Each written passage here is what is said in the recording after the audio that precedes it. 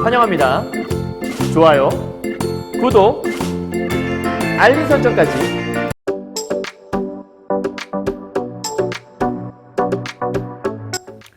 안녕하세요. 조인 선생님과 2022학년도 1학기에 현대문학 완전 정복 수업을 함께하고 있는 1학년, 2학년 학생 여러분 만나서 반갑습니다. 선생님은 세계 최강 국어쌤 조인수 선생님입니다. 자, 오늘 수업은요, 여러분 선생님과 여러분이 약속했던 그 수업이죠. 오늘 이번 1학기 동안 2022학년도 1학기 동안 선생님과 함께 총 19차시, 그러니까 19차시에 걸쳐서 현대시와 현대소설 공부를 같이 하고 있는데, 오늘은 이제 그 14번째 시간이죠. 13번째까지는 현장 수업으로 진행을 했었고요. 현장 수업과 원격 수업 같이 진행했죠. 오늘 14차시 수업은 선생님이 이렇게 강의 영상으로 함께 하기로 저번에 약속을 드려서, 오늘 사실 이제 내일 우리 현장 체험은 가죠. 내일 1학년, 2학년 전부 다 에버랜드로 가게 되는데, 모험과 신비가 가득한 나라에 가기 전에 선생님은 오늘 이제 지금 학교에 아무도 없어요. 다 집에 가시고 선생님 혼자 이제 이 학교를 지키며 여러분과 약속했던 강의를 지금 찍어서 이제 올리려고 이제 지금 강의를 준비하고 있습니다. 오늘 간단하게 이제 1학년 학생들은 앞에 현대시를 3편을 보게 되고요. 2학년 강의도 함께 찍어야 되기 때문에 2학년 학생들은 앞에 2편의 시만 본 후에 바로 현대소설 강의로 넘어가면 돼요. 그리고 우리 13차시 강의에서 얘기했던 그 앞쪽에 손창섭의 비 오는 날 소설, 선생님과 그 뒷부분 강의 못했던 거 있잖아요. 그거 선생님 강의 링크 보내드렸죠. 그걸 통해서 당연히 정리했으리라 믿고, 해당 유튜브 영상 밑에 댓글로 달아주시던가 아니면 선생님한테 문자로 강의 수강 완료라고 꼭 보내주시고 13차시 출첵도 선생님이 꼭 보내주시면 감사하겠습니다. 아시겠죠? 자, 그럼 오늘 일단 2학년 학생들은 36페이지가 될 거고요. 1학년 학생들은 선생님과 함께 했던 그 교재 50페이지를 펴보시면 첫 번째, 왜 안 넘어가지? 첫 번째 작품이 그 유명한 이상화라는 시인의 빼앗긴들에도 봄은 오는가라는 시를 함께 이제 공부하게 됩니다. 알겠죠? 자, 가볼게요. 제목에서 일단 빼앗긴들에도 봄은 오는가라고 얘기를 하고 있잖아요. 그렇다면 빼앗긴 들은 무엇이고 봄이란 무엇인가를 좀 고민해 봐야 되겠죠.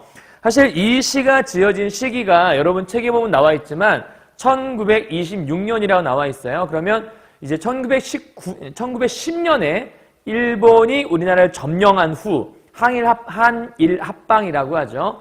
이제 한참 일제강점기의 그 시기에 달해 있던 그 시기. 그러면 아마도 이 시 속에는 그러한 어떤 국권을 국권을 빼앗긴 그런 현실에 대한 걸 노래하고 있지 않을까. 그렇게 본다면 지금은 남의 땅이라는 말이 무슨 말인지 이해할 수 있을 거예요. 그죠?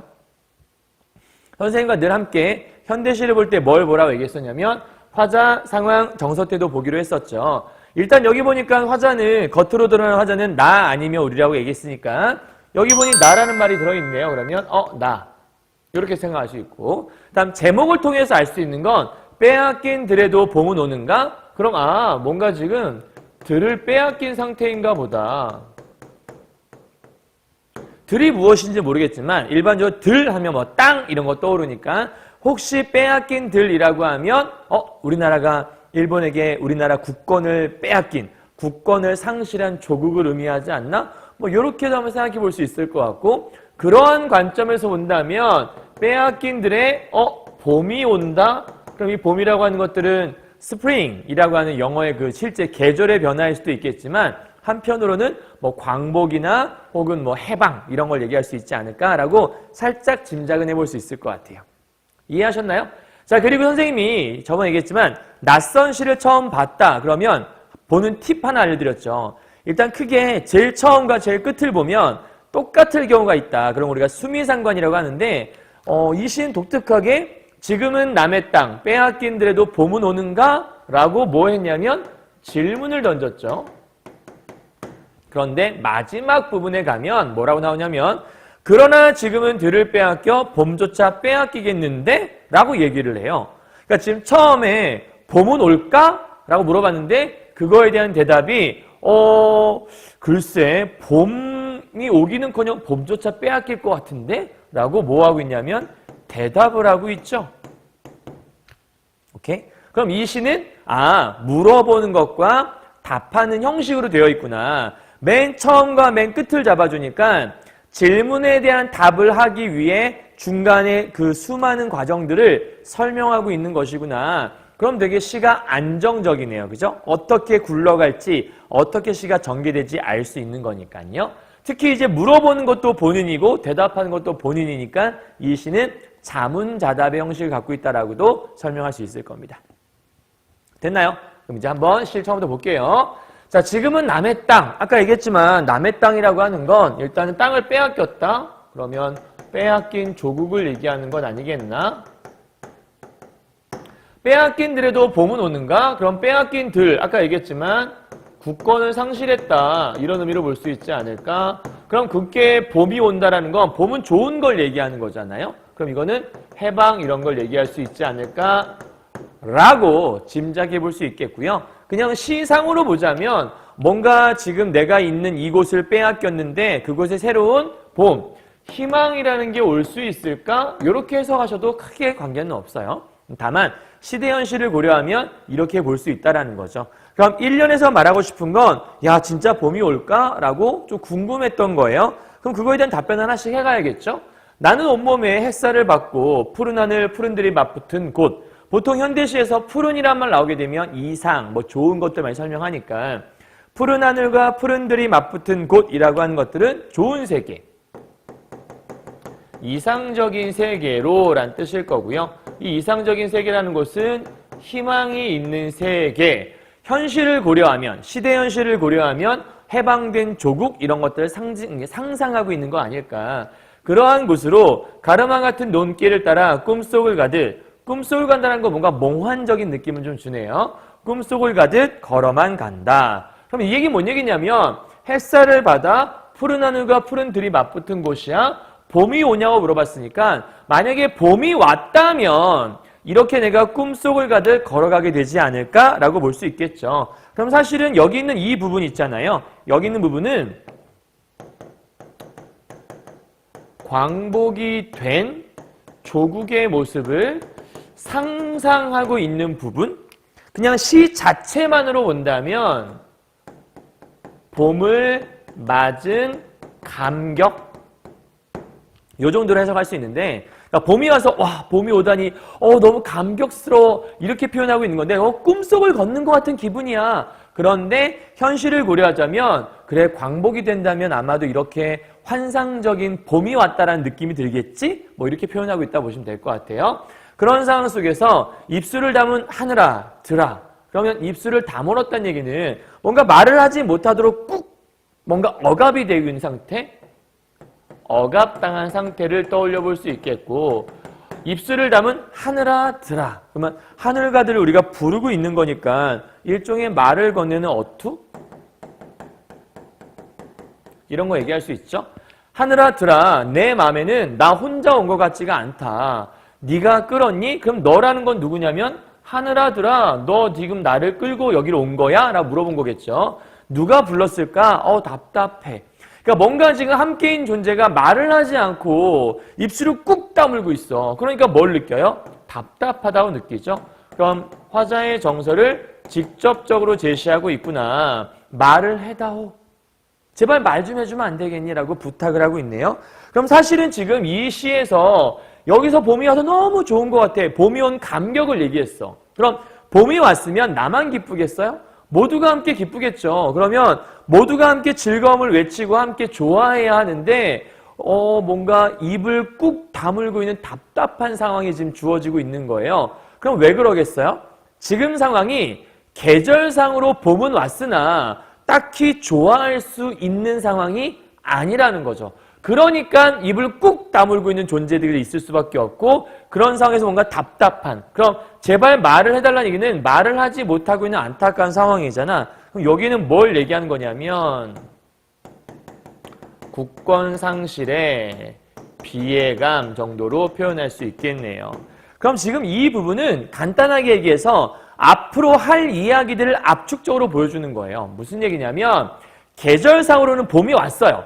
그러니까 봄이 오니까 뭔가 봄이 와서 너무 감격스럽고 마치 지금 이 봄이 온 풍경은 내가 꿈속을 가득 걷는 그런 기분인 것 같아. 환상적인 느낌이 들었어. 그러고 나서 현실을 보니까 이 현실은 그런 봄 같지가 않은 거예요. 현실은 계절상으로 봄이 왔지만 여전히 일제강점기 치하에서 뭔가 암울하고 힘들고 내가 뭔가 기쁘다고 봄이 왔는데 그 봄을 마음껏 즐길 수가 없는 안타까운 상황 속에 있어서 말을 할 수 없는 답답함을 갖고 있다는 거죠. 계절상으로 봄이 왔으나 그것을 즐길 수 없는 슬픔에 대한 걸 노래하고 있다. 재밌는 건 이 뒤쪽에 또다시 이 얘기가 반복이 돼요. 다시 봄이 와도 너무 좋은 것 같아. 봄 너무 감격스럽다. 근데 뒤쪽 가면 그런데 내 현실은 너무 비참하구나. 이런 얘기를 좀 더 자세하게 풀기 시작하거든요. 자, 가보도록 하죠. 일단 답답함을 느꼈다는 정서니까 써봐도 괜찮을 것 같아요. 답답함. 자, 바람은 내기에 속삭여요. 한 자국도 섰지 마라. 옷자락을 흔들고 그 다음 종다리는 울타리 넘어 아씨같이 반갑다고 웃는 모습이 있어. 선생님이 지금 요 세 개의 연을 묶어놨거든요. 왜 묶었는지 생각을 해봐요. 바람이 내기에 속삭이고 있어요. 바람이 내기에 속삭일 리가 있어요, 여러분? 바람이 쑥 지나가면 나 바람이야! 라고 얘기하진 않잖아요, 그죠? 그럼 속삭일 수 있는 건 사람밖에 없으니까 의인화된 표현이라 볼 수 있겠고요, 그죠? 바람이 속삭인다고 되어 있으니까 한 자국도 섰지 마라. 옷자락을 흔들며 종다리, 이번엔 종다리 새예요. 그 새는 울타리 넘어 아씨같이 구름 뒤에서 반갑게 웃고 있어요. 종다리가 웃을 수는 없잖아요. 종다리는 그냥 뭐 웃는다라는 거는 감정에 대한 건데 기쁨에 대한 건데 사실 종다리는 그런 감정이 없으니까 얘 역시도 의인화라고 볼 수 있겠다. 맞나요? 자, 그러면 지금 현재 바람과 종다리가 막 기쁘게 속삭이고 반갑다고 웃고 있어요. 그럼 그 얘기는 뭐냐면 봄이 와서 마치 바람이 지나가면서 나한테 봄이 와도 좋지 않아? 라고 속삭이는 것 같이 들리기도 하고 종다리가 봄이 와서 너무 좋죠? 라고 뭔가 반가워하는 그런 모습이라고 볼 수 있을 거예요. 그러니까 봄을 맞이한 어떤 활기찬 모습 그리고 또 하나 고맙게 잘 자란 보리밭아. 그럼 보리밭이라고 하는 또 하나의 자연물이 나오네요. 근데 보리밭한테 보리밭아 하고 말을 건네고 있잖아요. 그럼 생각해봐요, 여러분.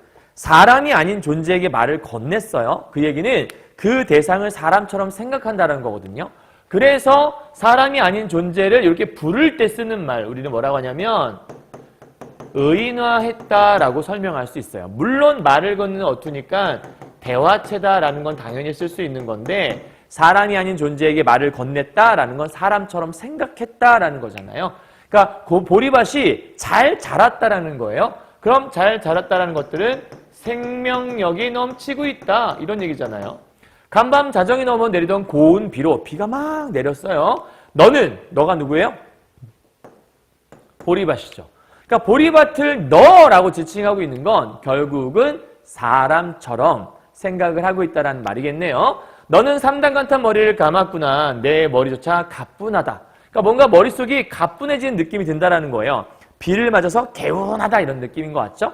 그러니까 지금 봄이 왔고 봄에 내리는 비로 마음이 막 깨끗해짐도 느끼고 있고 막 자연물들을 막 속삭이고 있고 마지막으로 혼자라도 가쁘게나 가자. 그러니까 다른 사람들이 이 봄의 기쁨을 누리지 못한다 하더라도 나 혼자라도 한번 즐겨보자. 왜냐면 봄이 왔으니까 너무 좋잖아요. 여러분도 봄이 오면 막 봄에 꽃이 피고 막 벚꽃놀이 가고 그다음에 봄이 왔으니까 소풍도 가고 그다음에 뭐 꽃놀이 구경도 가고 할 거 아니에요. 봄은 활기찬 계절, 뭔가가 피어나는 계절이니까 그래 남들은 모른다고? 그럼 나 혼자라도 즐겨보지 뭐. 기쁘게 가자. 마른 논을 안고 도는 착한 도랑이. 이건 도랑은 또랑물이잖아요. 논 사이에 또랑물, 약간 그 쫄쫄쫄쫄 흐르는 물들이에요.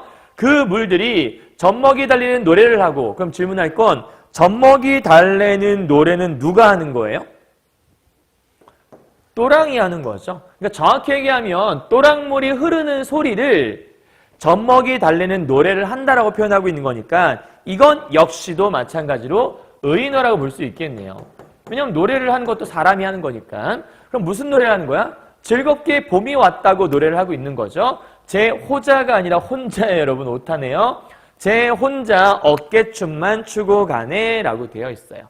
그러니까 자기 혼자 어깨춤을 추고 간다는 건 뭔가 흥겹다라는 뜻이죠. 그럼 전반적으로 지금 여러분 책에서 1년, 2년, 3년까지 얘기했었고 지금 여기가 4년, 5년, 6년이잖아요.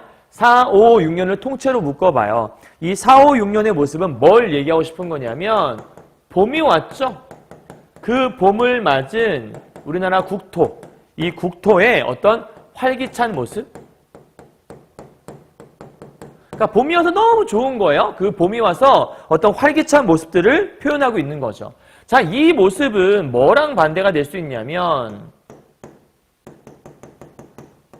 국권을 상실한 현실의 모습과는 조금 반대가 될 수 있는 거겠네요. 그렇죠? 왜? 현실은 너무 암울한 현실인데 계절상으로는 봄이 와서 봄을 맞으니까 사실 봄이 오면 자연물들은 피어나고 생기를 띠는 건 사실이잖아요. 그러니까 현실과 너무 배치되게 자연은 너무나도 활기차고 막 새가 우지짓고 막 강물을 쫄쫄쫄쫄 흐르고 이런 모습이 있다라는 거예요. 그러니까 이런 생각이 들겠죠. 아, 봄이 와서 너무 좋다. 이걸 즐겨보고 싶은데 젠장 현실은 이러네? 그럼 마음이 좀 더 이상하게지겠죠. 그렇죠? 자, 이 상태에서 뒤를 가볼게요. 나비제비야 깝치지 마라. 우리가 보통 야 나대지 마라 이런 뜻에서 깝친다란 말을 쓰는 걸로 많이 쓰죠. 야 깝치지 마 이런 거 별로 안 좋은 말이긴 한데 사실은 이때 깝친다라는 말은요 여러분 어떻게 표현하는 게 좋냐면 나대지 마라 이런 뜻이 아니고요. 재촉하지 마라 이런 뜻이에요. 나비제비야 재촉하지 마. 빨리 가자고 재촉하지 말라는 거예요. 왜? 맨드라미 들막꽃에도 인사를 해야지. 그러니까 이것도 보고 저것도 봐야지. 봄이 왔으니까 천천히 즐겨봐야지. 왜 이렇게 재촉하는 거야? 라고 얘기하는 거예요. 아주까리 기름을 바른 이가 지심 매던, 지심은 김이에요. 우리가 보통 김매기 한다고 하잖아요. 그런 김을 매던 그 들이라 다 보고 싶다. 여러분 특이한 게 있죠? 싶다가 나와요. 그럼 뭐뭐하고 싶다라는 것들은 요 안에 소망을 담고 있네. 그럼 우리가 뭔가 소망을 얘기한다라는 건 그 소망이 현재 없을 때 쓰는 말이죠. 그게 중요한 포인트죠. 그러니까 현재 그것이 있으면 소망을 얘기할 이유가 없잖아요. 그럼 현재 아주까리 기름을 바르니 우리 왜 예전 여자들이 이렇게 머리가 이렇게 있으면 이렇게 쪽진 머리 있잖아요. 이렇게 단정하게 이제 기름을 발라서 단정하게 하는 거거든요. 그러니까 요거는 그냥 우리 민족을 상징적으로 보여주는 약간 좀 전통적인 아름다움을 표현하고 있는 거라고 보시면 돼요. 그러니까 우리 민족들이 김을 매던 그 들, 그럼 여러분 사실 이 들 있잖아요. 현재는 우리가 일제강점기 치하에서 힘든 상황이라 볼 수 있는 건데 아주까리 기름을 바르니가 김 매던 그 들은 아마도 예전에 국토를 얘기하는, 쉽게 말하면 일제강점기 그 이전에 평화롭던 그 시절에 자유롭던 국토의 모습을 얘기하는 걸 거고 그거를 보고 싶다고 하는 거예요. 그러니까 지금 봄이 왔어. 너무 좋은 것 같아. 근데 이런 상황 속에서 모두가 함께 즐겁게 농사 지으며 하하하 웃던 그들을 보고 싶다라는 거예요. 왜? 지금은 없으니까. 지금 너무나 암울한 현실이니까. 하나 더. 내 손에 호미를 쥐어다오. 호미를 쥐어서 뭐 하려고요? 농사를 지으려고요. 그죠? 그러니까 여기서 농사를 짓는다는 건 단순히 농사 짓고 싶어요 이런 게 아니라 국권 회복을 위한 일종의 노력을 하고 싶어 이런 얘기고요. 살찐 젖가슴과 같이 부드러운 이 흙을, 살찐 젖가슴이라고 하는 것들은 뭔가 풍요로움을 상징하는 말이라 보시면 되는데 그렇게 부드러운 이 흙을, 부드럽다 이런 거 나왔으면 감각적으로 우리가 촉각적 이런 것들 여러분 알 수 있죠. 발목이 쉬도록 밟아도 보고 좋은 땀조차 흘리고 싶다. 그러니까 실컷 노동하고 싶다라고 하는 거예요. 그럼 이런 걸 왜 하고 싶다고 얘기하는 거냐면 이렇게 농사를 지으며 즐겁게 노동의 어떤 노동의 즐거움 이런 것들을 누릴 수 있는 형편이 아니라는 거죠. 그럼 지금 이 부분에서 말하고 싶은 건 뭐냐? 내가 살고 있는 요 두 개의 연은 내가 살고 있는 이 국토에 대한 애정을 드러내고 있는 부분이라고 이렇게 생각해 보시면 돼요. 이해하셨어요? 그러니까 국토에 대한 애정을 다루고 있는 부분이 이 부분이다. 그럼 여기까지 정리해보면 이래요. 제일 처음에 이렇게 얘기했죠. 과연 빼앗긴들에도 봄은 올까? 그 궁금증에 시작을 했어. 근데 현재 계절상으로 봄이 왔단 말이에요. 봄이 와서 뭔가 활기차다. 그런데 왠지 모를 답답함이 느껴지는 거죠. 왜지? 이 답답함은 뭐지? 어디서 이런 답답함이 생기는 거지? 그걸 파헤쳐 들어가기 시작을 하는 거예요. 근데 실제 봄이 왔으니 자연 풍경은 막 생기가 넘치고 막 새가 조잘조잘 되기도 하고 아까 막 뭐 종달새가 웃고 바람이 속삭인단 말 있었잖아요. 그다음 보리밭은 잘 자랐어. 막 생명력이 넘쳐 흐르고 있고 막 삼단 같은 머리를 막 흘러내리고 있고 또랑은 즐겁게 노래를 부르며 어깨춤을 추며 가기도 하고 이렇게 봄이 와서 너무나 아름다운 풍경이 존재하는데 그런 자연의 풍경을 나도 마음껏 즐기고 싶은데 현실을 보니 이 현실 속에 내가 상상하던 그 들이 없는 거죠. 그러니까 그 들이 회복되었으면 좋겠다라고 소망을 품는 거예요. 그리고 그 들이 다시 한번 찾아왔으면 좋겠어. 그 들을 내가 만나서 실컷 농사도 짓고 이 국토를 내가 사랑하는 마음을 갖고 마음껏 즐겨보고 싶어라는 애정을 드러내고 있는 거죠. 이해했어요? 지금 현재 봄이 와서 나 혼자라도 즐겨보겠다는 심정으로 막 이렇게 봄이 온 기쁨, 그러니까 광복이 왔을 때의 어떤 그걸 상상하며 즐거워하고 있는 거야. 그런데 문제는 뭐냐면 그렇게 자연은 봄이 되어 즐겁게 되었는데 현실은 여전히 달라진 게 없잖아요. 그래서 그런 나의 모습을 뭐라고 표현하냐면 강가에 나온 아이라고 표현을 하고 있는 거야. 왜 그렇게 표현했냐면 강가에 나온 아이는 짬도 모르고 끝도 없이 닿는 내혼. 그러니까 아이들은 사실은 뭔가 위험성이나 이런 걸 잘 모르는 경우가 많잖아요. 그러니까 여기는 철없는 아이의 모습을 얘기하는 거거든. 그럼 왜 굳이 이렇게 무엇도 잘 모르는, 그러니까 짬도 모르고 끝도 모르고 그냥 강가에 놓은 아이와 같이 철없는 모양을 표시했냐면 나라가 이 모양 이 꼴인데 봄이 왔다고 즐거워하는 것? 이건 너무 철없는 모습 아닌가라는 생각을 한 거예요. 아무리 봄이 왔다고 해서 내가 그걸 마음껏 즐긴다? 봄이 왔다고 기뻐한다? 이건 아니지. 왜? 현실이 너무 암울한데.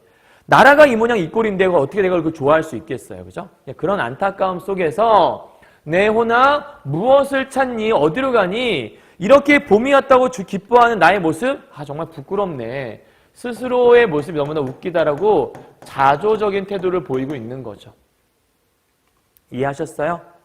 그러니까 막 마음속에 고민이 되는 거죠. 봄이 왔어. 이 봄이 온 건 마치 우리나라가 광복된 느낌이 들기도 해. 그래서 당장이라도 그 들이 찾아올 것만 같고 나라가 회복될 것 같고 그리고 그 들을 막 보고 싶다는 소망도 품었어. 그런데 그게 얼마나 헛되고 얼마나 가망성이 없는 답답한 생각인지를 문득 떠올리게 되는 거죠.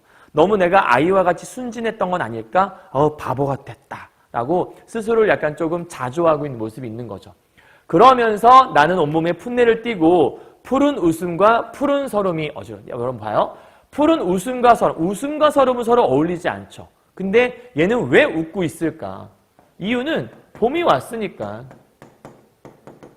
계절상 봄이 왔으니까 마음껏 웃으며 즐길 수 있죠. 그런데 왜 서러울까? 현실 속에서 나라는 국권을 상실한 상태잖아. 그럼 웃음과 서름을 함께 갖고 있다? 어울리지 않는 것들이 함께 있잖아요. 그래서 이런 걸 우리는 뭐라고 하냐면 역설이라고 하죠. 서로 함께 존재할 수 없는 감정이 동시에 존재하고 있으니까 웃는데 서러워하고 있는 거죠. 되게 애매한 감정인 거죠. 그러니까 지금 웃음과 이 서름이라는 게 어우러져 있다? 사실 이 두 개가 정확하게 균형을 이루기 힘들죠. 마음껏 웃을 수도 없고 그렇다고 또 서러워하자니 또 자연은 또 봄이 되었으니 또 기쁜 게 사실이기도 하고 그러니까 이 둘 사이에 뭐가 있냐면 알게 모를 약간 부조화 같은 게 있는 거예요.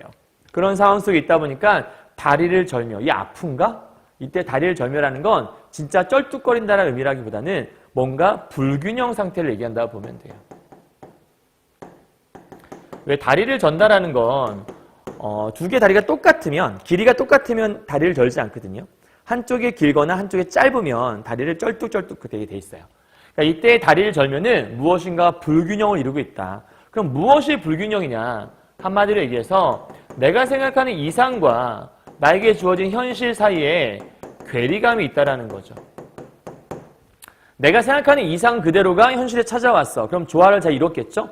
역시 상상하던 그게 펼쳐져 있군. 조화를 이뤘으니까 쩔뚝일 이유가 없는 거야. 그런데 머릿속으로는 이상적이야. 야, 이런 게 봄이 온 것처럼 우리나라에도 뭔가 광복 이런 거 상상했는데 현실을 보니 너무 암울해. 그러니까 너무 이 갭이 크잖아. 이러한 괴리감에서 오는 불균형 이런 것들을 이렇게 추상적인 개념으로 표현하고 있는 거죠. 약간 상징적으로 표현하고 있는 거죠. 정확히 얘기하면.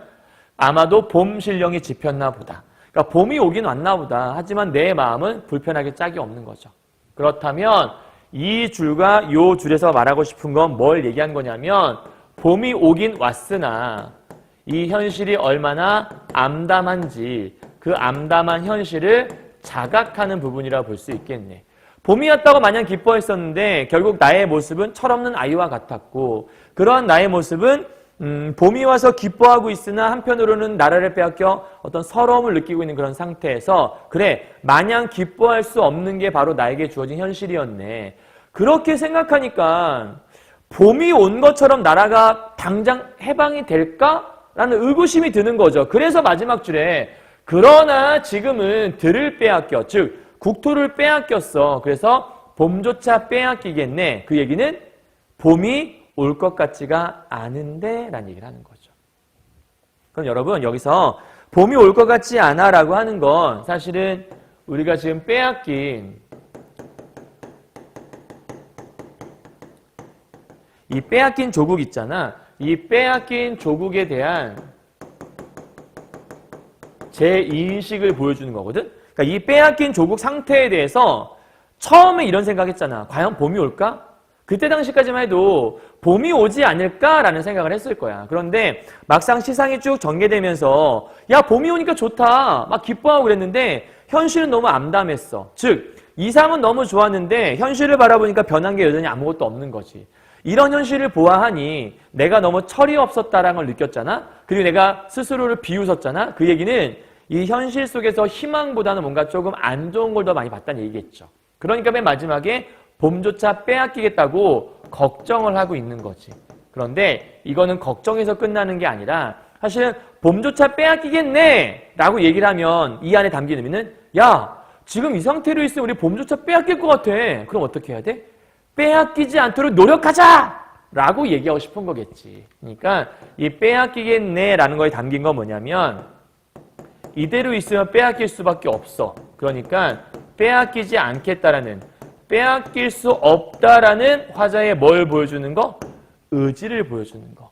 답답함과 소망 속에 있었지만 맨 마지막에 의지를 발현하는 걸로 끝나는 시가 바로 요 시라고 보면 되는 거예요.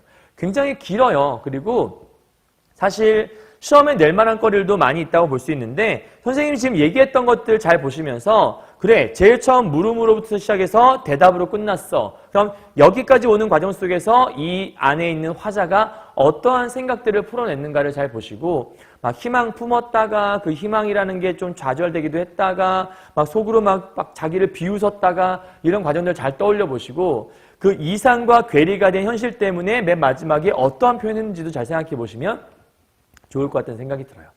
아시겠죠? 그러니까 지금 이 시의 맨 마지막은 그렇게 끝났죠. 그러니까 우리 정신 차려보자. 이렇게 얘기하면서 의지를 발현하면 끝나시라 볼 수 있는 거예요. 자, 정리 한번 해보죠. 이 시의 주제는요. 국권 상실의 울분을 노래하고 있는 거예요. 그러니까 나라를 빼앗겨서 젠장 봄조차 빼앗기고 말겠는데 라고 얘기하면서 그것에 대한 우려를 얘기하며 그것에 대한 분노를 노래하고 있는 작품이라고 볼 수 있겠죠. 그리고 한편으로 맨 마지막에 다시 우리나라가 잘 회복되었으면 좋겠다라는 국권 회복에 대한 염원, 소망을 담고 있는 작품이라 볼 수 있겠고 그 다음 요 시는 아까 얘기했지만 자문자답 형식이라고 얘기했었죠. 중요한 표현이니까 기억해 두시고요. 그 다음에 대칭적 구조라는 게 무슨 말이냐면 여러분 1년과 맨 마지막 년이 질문과 대답이었잖아요. 근데 2년을 보시면 나는 온몸에 햇살을 받고 푸른 하늘 푸른 들이 맞붙은 근데 9년을 보시면 10년을 보시면 뭐라 되냐면 푸른 웃음 푸른 서름이 비슷한 말이지. 그러니까 2년과 10년이 구조상 좀 비슷하게 생겼어. 그리고 여러분 제 3년을 보면 입술을 담은 하늘아들아 내 맘에는 나 혼자 온 것 같지를 않구나. 네가 그러니 답답하다 말을 해다오. 근데 9년 가면 우습다 답을 하려무나 라고 맨 마지막에 얘기를 하거든. 그러니까 이 3년과 9년은 약간 좀 비슷해. 그러니까 어떻게 되냐면 1년과 11년. 그러니까 이렇게 된 거죠. 1년과 11년이 이렇게 연결되어 있고 2년과 10년이 이렇게 비슷하고 3년과 9년이 이렇게 비슷하고 이렇게 대칭 구조로 되어 있다는 거야. 되게 독특한 시지. 그래서 시험이 좀 잘 나오기도 하고 연계 규제에도 자주 실린 작품이니까 알아두셔야 돼요. 다음 대조를 이루고 있다. 뭐랑? 안 좋은 마이너스 상황과 희망이라는 것들이 반대를 이루고 있는 것들. 마지막으로 다양한 표현기법, 의인법, 대유법, 직유법 들어가 있다. 선생님 대유가 어디 있었죠?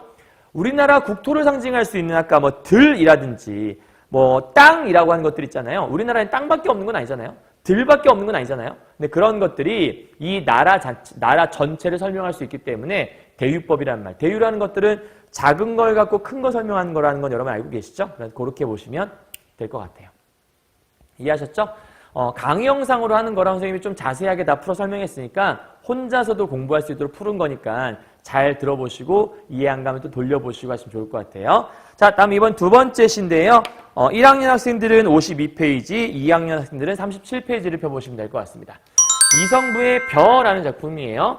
여러분 이성부라는 시인 나오면 머릿속에 일단 뭘 떠올리시냐면 민중에 대한 관심이 많았던 시인이라고 머릿속에 꼭 기억하고 계시면 좋겠어요. 뭐라고요? 민중. 그러니까 이성부라는 시인은 민중의 어떤 그 끈질긴 생명력 혹은 민중의 유대감, 민중의 어떤 연대의식 이런 것들 노래했던 사람 중에 하나거든. 그래서 벼를 보면 여러분 생각해봐요. 논에 갔을 때 벼가 쫙 이제 있다 생각해봐요. 근데 벼가 이렇게 하나만 딱 서 있는 경우 봤어요? 벼가 하나만 서 있을 때 우와 논이다 라고 얘기하지 않거든요. 벼는 이렇게 한 개만 있으면 툭 쓰러져요. 그만큼 약한 존재거든요. 근데 벼가 여러 개가 이렇게 같이 있으면 서로 기대어서 딱 서 있을 수 있어요. 그러니까 이 벼라는 거의 특징이 뭐냐면 약하다, 혼자 있을 때는. 하지만 강하다, 같이 있을 때는. 그것이 바로 민중의 특성이거든. 일반 서민들이나 민중들이 개개인은 약할지 몰라도 우리가 힘을 합치면 굉장히 강해질 수 있잖아요. 그게 민중의 특징이라는 거죠. 그래서 이런 벼가 민중을 의미한다는 거는 이 이성부의 벼에서 늘 나오는 개념이고요. 이거와 유사한 시가 김수영의 풀도 마찬가지예요. 와, 풀밭이다 라고 했을 때 그 풀은 이렇게 하나만 서 있는 경우는 없거든요. 여러 개의 풀이 같이 있을 때 풀이 쓰러지지 않고 이게 쫙 버틸 수가 있는 거니까. 이해하셨죠? 자, 가봅시다. 벼는 서로 어우러져 기대고 산다. 그럼 이 안에서 나나 우리가 안 보이는 거 보니까 화자보다는 벼라고 하는 대상이 중요한가 보다 체크하면 되겠네요. 자, 벼는 서로 어우러져요. 그럼 이때 벼라는 건 아까 얘기했지만 민중을 의미한다고 설명했죠. 다시 말해 백성이라고 하는 것들. 그럼 벼가 왜 백성이고 민중이냐? 이 벼의 특징은 올라갈게요. 일단은 모두가 함께하는 공동체 의식을 갖고 있고요. 플러스 끈질긴 생명력을 갖고 있는 게 바로 벼다. 그게 민중의 특징이죠. 밟아도 잡초처럼 들고 일어나서 흔히 말해 남들이 보기엔 되게 약해 보일지 모르나 쓰러지더라도 바로 일어날 수 있는 존재들이 바로 우리 민중들의 특징이다라는 거죠. 자, 벼는 서로 어우러져, 어울린다라는 것들은 서로 협동하여 이런 뜻이겠네요. 기대고 산다. 햇살이 따가워질수록, 그럼 햇살은 따갑다고 했으니까 당연히 이건 안 좋은 거니까 일종의 시련이나 고통 같은 걸 얘기할 거예요. 이런 것들이 따가워질수록 깊이 익어요. 한마디로 성숙한다는 얘기고요. 스스로를 아끼고 이웃들에게 저를 맡겨요. 그럼 이웃들에게 나를 맡긴다라는 게 바로 뭘 얘기하는 거냐면 혼자 사는 세상이 아니라 공동체적인 유대감, 공동체적인 연대감이라고 설명하는 거예요. 그러니까 지금 1년의 특징은 뭐냐면 이 민중이라는 어떤 민중을 상징하는 벼의 특징이 써 있는 거죠. 혼자서가 아니라 누군가와 늘 함께하는, 연대하는 존재, 힘을 합하는 공동체적인 존재가 바로 벼다. 두 번째, 서로가 서로의 몸을 묶어. 그러면 벼의 특징은 함께, 어우러져. 이런 게 특징이라 볼 수 있겠다. 그치? 이렇게. 자, 서로가 서로의 몸을 묶어 더 튼튼해진 백성들을 보아라. 그러니까 서로가 서로의 몸을 묶었다는 것도 마찬가지로 협력했다는 뜻일 거 아니에요. 그러니까 서로 협력하여 더 튼튼해진 백성들. 이 백성들이 바로 여기 있는 이 민중을 얘기하는 거겠죠. 벼. 그죠? 백성들을 보아라. 왜? 뭔가를 보라는 건 그 대상에게 본받을 점이 있다는 거고 좋은 점이 있다는 얘기겠죠. 죄도 없이 죄를 지었어.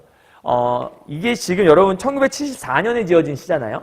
그러니까 1974년이라고 하면 한참 이제 독재 정권이나 이런 어떤 그 권력을 가진 이들의 핍박 이런 것들 속에서 민중들은 늘 당할 수밖에 없었는데 죄가 없이 죄를 지었다는 얘기는 말이 안 되는 거죠. 죄가 없는데 죄가 없어. 근데 넌 죄 지었어. 말이 안 되는 거잖아. 그러니까 이거는 일종의 역설인데 이런 표현을 왜 했을까? 백성들을 잡아간 거예요. 민중들을 잡아가요. 그래놓고 죄가 없는데 죄를 뒤집어 씌우는 거죠.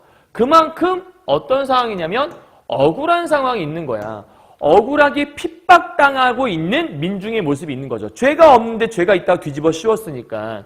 그러니까 불탈 수밖에 없어. 그럼 이때 불탄다라는 것들은 분노의 마음을 얘기한다고 볼 수 있겠네. 화가 난다 이런 거겠죠.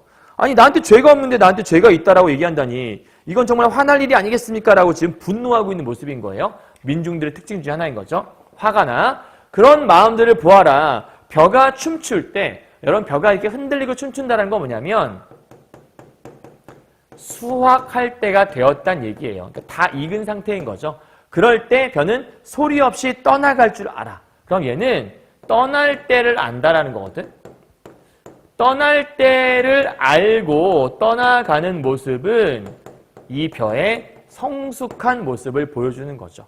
그러니까 내면적인 어떤 성숙함? 이 벼라는 존재는 협력하는 모습도 있지만 그 내면 속에 어떤 마음이 있냐? 억울함을 당했을 때 분노할 줄도 알고 자기가 성숙해서 이제 떠나가야 할 때 과감하게 모든 걸 포기하고 떠나갈 줄 아는, 즉 이기적이지 않고 남을 위해 나를 희생할 줄 아는 이타적인 모습이 존재한다. 그럼 이거 딱 보아서 알겠지만 야, 벼 대단한데? 벼 멋진데? 이런 거 알 수 있잖아. 그럼 벼가 함께 어우러지고 그 다음에 뭔가 분노할 줄도 알고 그 다음 뭔가 성숙한 모습 속에서 이타적인 모습을 보게 되는 걸 얘기하는 거 보니까 이 벼 대단해요 라고 예찬하는 시겠구나 라고 생각해 보면 되겠네요. 3년 가보죠.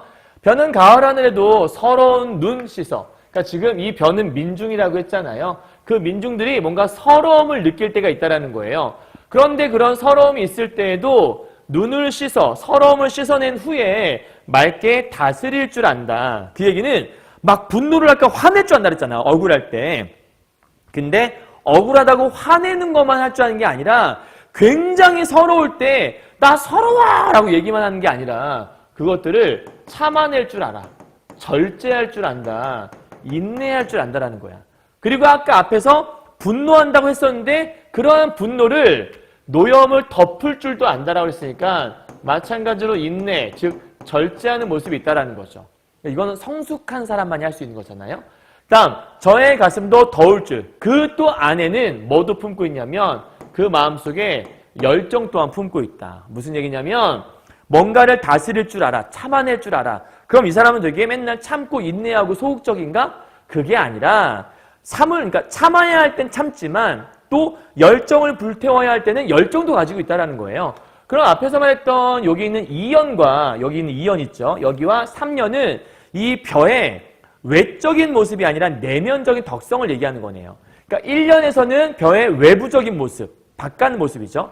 외부적으로 서로 기대어 힘을 합치고 공동체적인 면을 얘기했다면 2년에서와 3년에서는 화를 참을 줄 알고 때로는 분노할 줄도 알고 또한 열정을 불태울 줄도 알고 그 다음에 성숙해서 떠나가야 할 때 양보할 줄도 아는 그런 모습이 있다는 거죠. 내면적인 덕성을 노래하고 있는 거예요.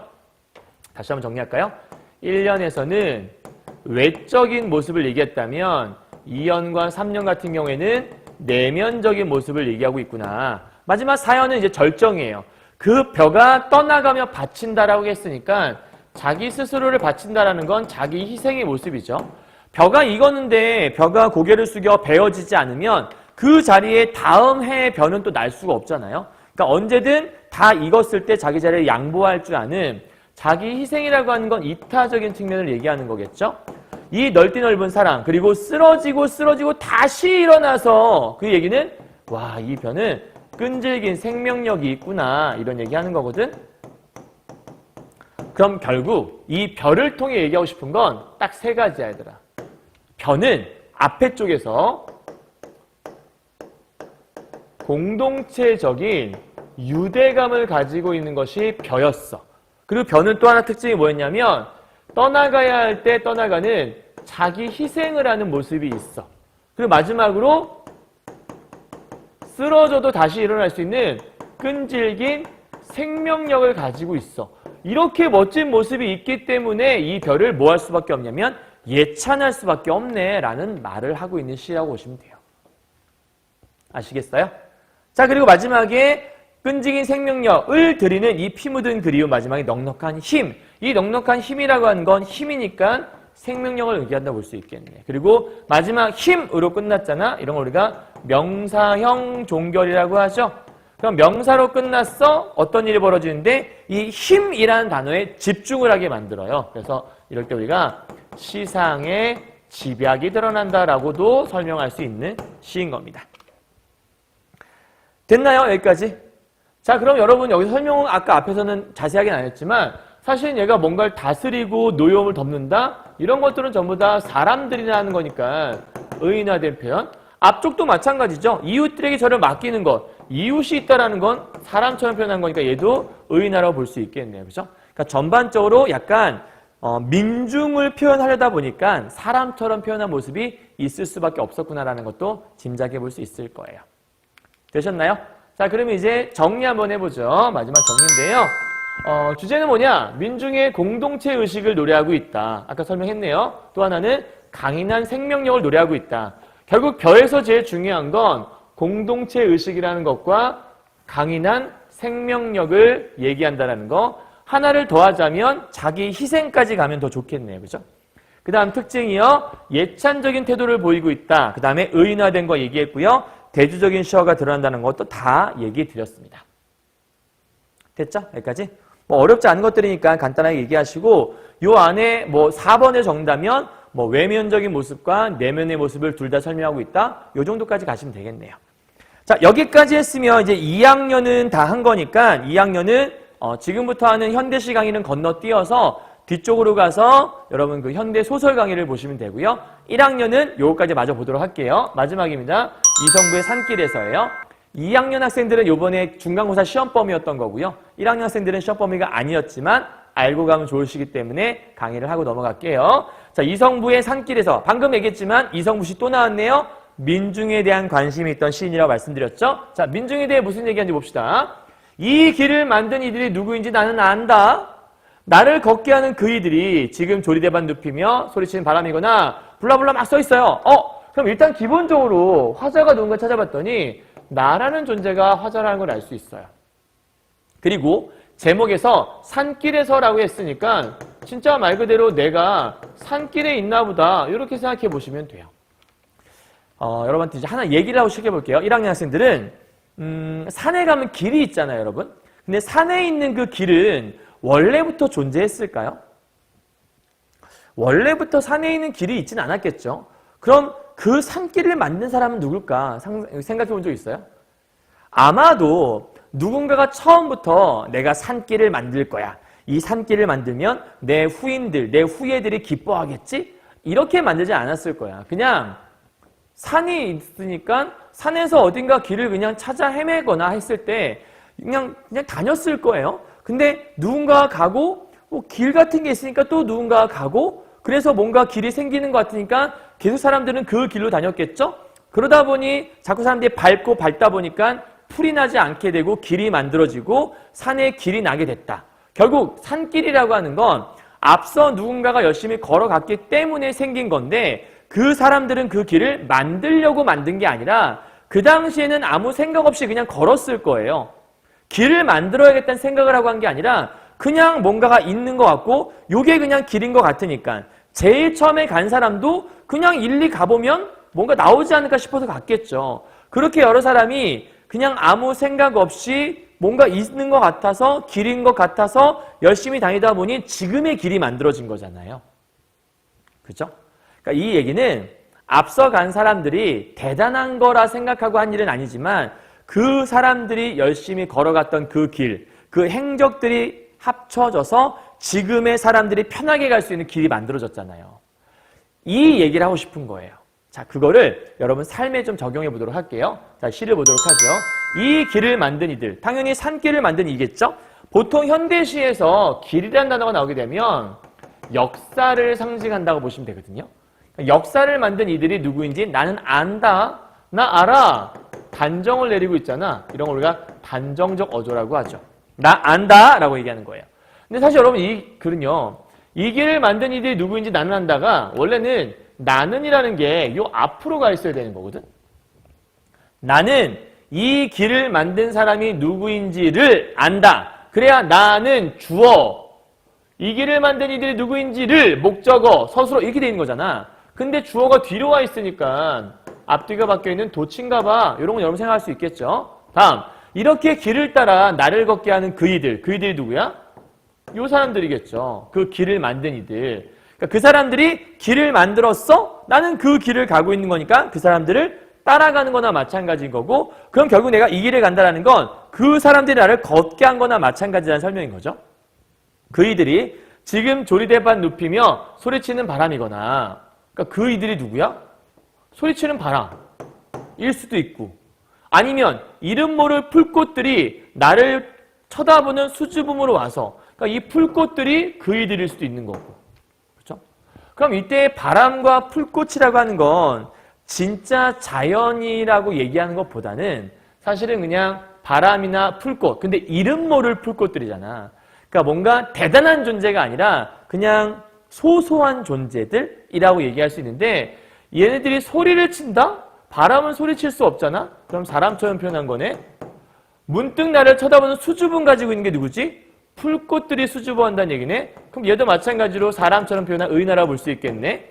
그럼 바람이나 풀꽃들이 마치 나보다 앞서간 그 이들처럼 느껴지는 거고, 걔네들이 나한테 다가와서 내 가슴을 뭐하? 벅차게 만들어. 그러니까 내 마음에 뭔가 감동을 준다는 얘기예요. 그 감동을 주는 까닭을 나는 안다라는 거지. 그러니까 지금 나보다 앞서 길을 만든 그 사람들이 나에게 감동을 주고 있다는 거야. 왜 이게 감동적인 거지? 읽어보죠. 그렇기 때문에 짐승처럼 그이들의 옛 내음이라도, 그이들은 당연히 나를 걷게 하는 그 이들을 얘기하는 거겠죠. 그들의 내음, 그들의 흔적이라도 막고 싶어. 그러니까 뭔가를 막고 싶어 쫓아간다는 얘기는 뭐냐면 그 사람이 내가 본받을 점이 있다는 얘기고, 그 사람이 나에게 좋은 존재라는 거겠죠. 사실 냄새이기 때문에 감각적으로는 후각이다라고 이런 거 여러분 체크할 수 있으면 돼요. 흔적이라도 막고 싶어. 나는 자꾸 집을 떠나고 서울을 버려. 그럼 뭔가 떠나고 버리는 건 안 좋은 것이잖아. 그럼 여기를 떠나서 어디로 오는 거지? 나는 산길로 오고 있는 거니까 이 산길이라는 곳은 플러스로 보고 집과 서울을 안 좋은 걸로 보는 거죠. 이 뒤쪽에 나오게 되는데 사실은 이 집과 서울은 나에게 답답함을 주는 공간이거든요. 그래서 여기는 현실에 안주하는, 그리고 뭔가 나에게 고통만을 주는 그런 공간이 집과 서울이라 생각을 한 거예요. 그래서 그 고통이 있고 현실에 안주하는 뭔가 부정적인 공간이 거기를 떠나서 산길에 오는 게 나한테 신명나지 않았겠니? 라는 얘기는 신명나는데? 이런 얘기잖아. 그럼 이건 서리법이라 볼 수 있겠죠. 의문형으로 되어 있으나 실제 물어보는 대답을 요구하는 것이 아닌 질문을 우리는 이렇게 서리법이라 설명하죠. 그럼 결국 말하고 싶은 건 뭐냐? 얘가 원래는 서울에 사는 사람이고 근데 거기에서 집을 떠나서 계속 산길에 오고 있다. 그게 너무 신나니까. 그럼 얘는 그게 왜 신나는 걸까? 뒤에 보죠. 무엇에 쫓기듯 살아가는 이들도.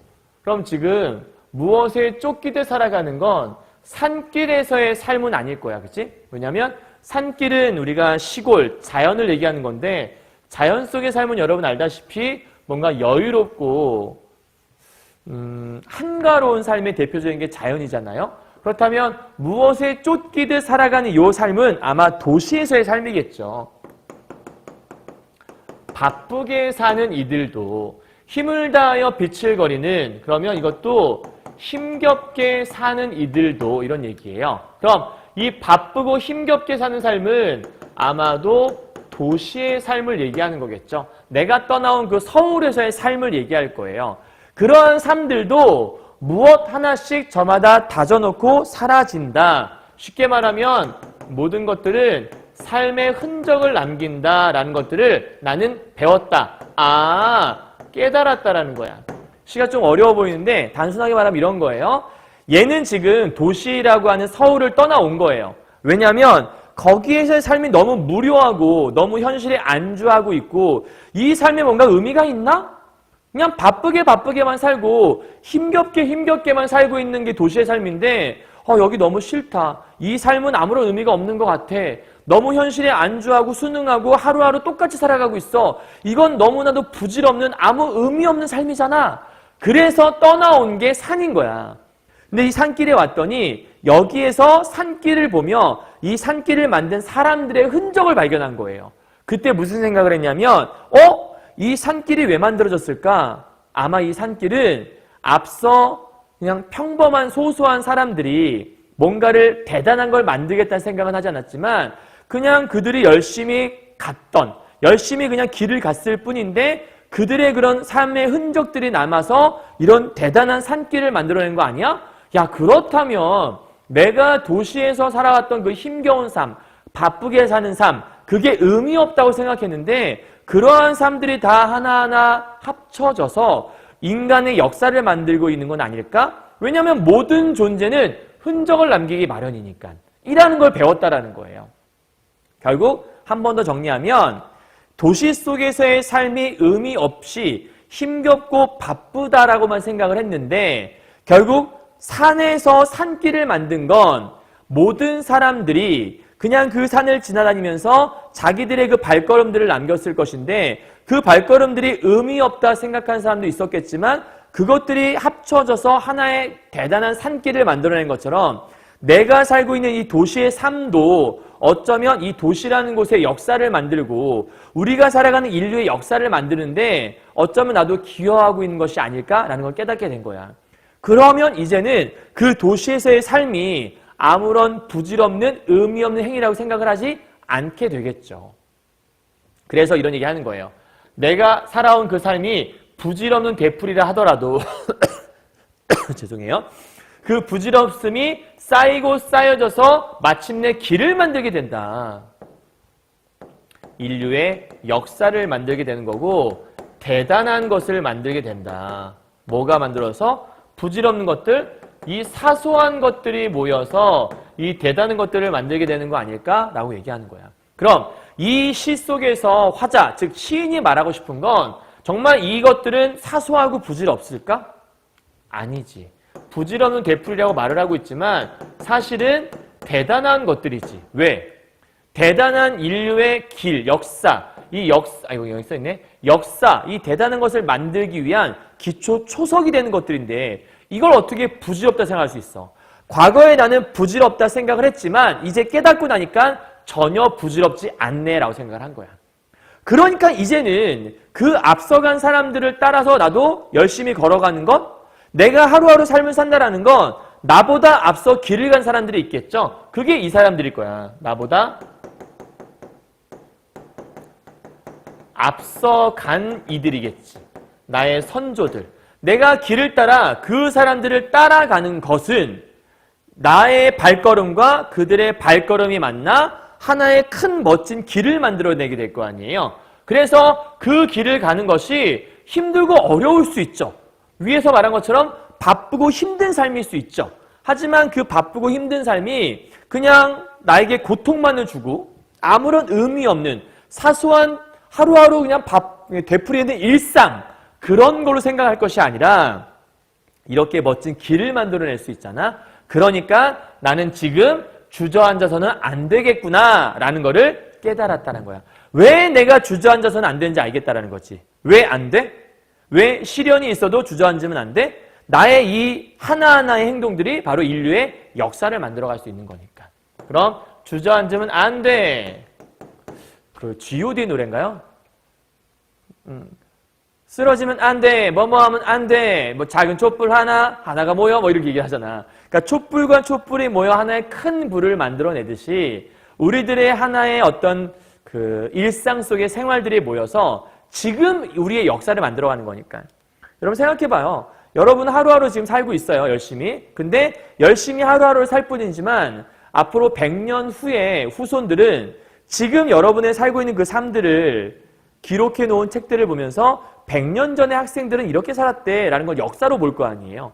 그렇다면 지금 우리가 살고 있는 것은 우리가 보기엔 별거 아닐지라도 이 대한민국이라는 거의 역사의 한 페이지가 될 수 있고 차후 나중에 우리의 후손들이 아 옛날에는 이렇게 학교에서 이렇게 수업을 했었대. 그 학생들은 이렇게 살았었대라는 것들이 우리들의 하나의 삶이 그러한 토대가 될 수 있다는 거잖아요. 그러니까 얼마나 멋진 일이에요. 그러니까 우리가 하루를 살면서도 소중하게 생각해야 되고 내 삶은 의미 없어, 부질없는 거야. 이런 생각들을 버려야겠죠. 이해하셨나요? 자, 여기까지가 이 시의 특징이자 정의라고 볼 수 있고요. 그러니까 요 안에는 그래, 포기하면 안 되겠구나 의지를 밝힌 시라고 볼 수 있겠네요. 정말 멋진 시 아닙니까? 자, 주제 정리해 보죠. 산길을 오르며 느낀 감동을 얘기하는 거예요. 그러니까 얘가 도시에서 지쳐서 산에 왔어. 처음 산에 왔을 때 얘가 원했던 건 아마도 여유로운 삶을 원했을 거야. 도시에서 너무 바빴어. 그래서 산에서 뭔가 여유로움을 갖고 자연을 즐기고자 왔었는데 그 자연 속에서 대단한 발견을 한 거지. 거기서 느낀 감동과 깨달음. 그 요한에는 나는 안다 똑같은 식구가 반복되고 있죠. 서리, 의인, 직유, 도치 다 설명했어요. 앞쪽에서 뭐 의인법이라는 것들도 아까 뭐 소리치는 바람 설명했었고 직유는 뭐뭐처럼 뜻을 찾아보면 되는 거고 서리법 설명했고 도치는 제 첫 번째 설명했었네요. 다음 독백적인 어조. 이건 누구한테 말을 건네는 건 아니죠. 그냥 혼자 자기 삶을 돌아보는 거니까 독백적 어조로 얘기할 수 있는 거고 마지막으로 반어. 아까 어디서 썼는지 기억나시죠? 그다음에 단정적인 것도 나 알아 이렇게 단정 지었으니까. 그래서 이 특징들을 외우는 것이 아니라 본문 어디에 들어있는지만 잘 확인해 보시면 될 것 같아요. 아시겠죠? 자, 여기까지 1학년 학생들 현대시 강의 다 끝났고요. 이제 1, 2학년 모두 함께 보게 될 소설로 가도록 하죠. 2학년 학생들은 72페이지가 될 것이고요. 1학년 학생들은 94페이지가 될 겁니다. 자, 오늘은 서정인의 강이라는 작품 봅니다. 앞서 말씀드렸지만 손창섭의 비 오는 날 13차시 강의에서 했던 건 여러분 그 책에서 정리하셨어야 돼요. 다음 서정인의 강인데 사실 이 소설 작품을 볼 때는 여러분이 먼저 얘부터 확인하셔야 돼요. 갑시다. 일단 등장인물을 정리하셔야 되는데 소설은 인물이 중요하다고 늘 말씀드렸죠. 요 안에 등장한 인물이 4명이 있어요. 자, 김씨, 박씨, 이씨, 여자. 되게 재밌는 건 2학년 학생들은 요번에 선생님한테 배울 때 북어대가리라는 걸 배웠어요. 그죠? 북어대가리의 주인공들이 누구였냐면 기임, 자앙이란 사람이었잖아. 그러니까 거기에 주인공이 기임, 자앙이었거든. 1학년 학생들은 내년 2학년 때 배울 거예요. 미리 들어놓으면 좋은데 사실 요거는 김씨성, 요거는 장씨성인데 이거를 길게 그냥 표현한 거예요. 그러니까 이름은 없어. 성만 길게 늘어놓은 거야. 그러니까 이 사람들의 이름은 중요하지 않아 이런 거거든. 마찬가지예요. 왜 김씨, 박씨, 이씨라고만 했을까? 이 사람들의 이름은 중요하지 않은 거예요. 그냥 김씨, 박씨, 이씨라고 표현하면 끝나는 것들 있지. 이런 걸 일종의 우리가 뭐 익명성이다라고 설명할 수 있는 부분인 건데 이 사람들의 이름이 중요하지 않다에 먼저 초점 하나 맞추시고요. 자, 김씨는 어떤 사람이냐? 늙은 대학생이에요. 그러니까 대학생인데 아직 졸업을 하지 못한 늙은 대학생. 가난으로 인해 좌절한 이상주의자인데 한때 천재 소리 들었어. 왜? 여러분도 어릴 때 그런 거 많이 듣잖아요.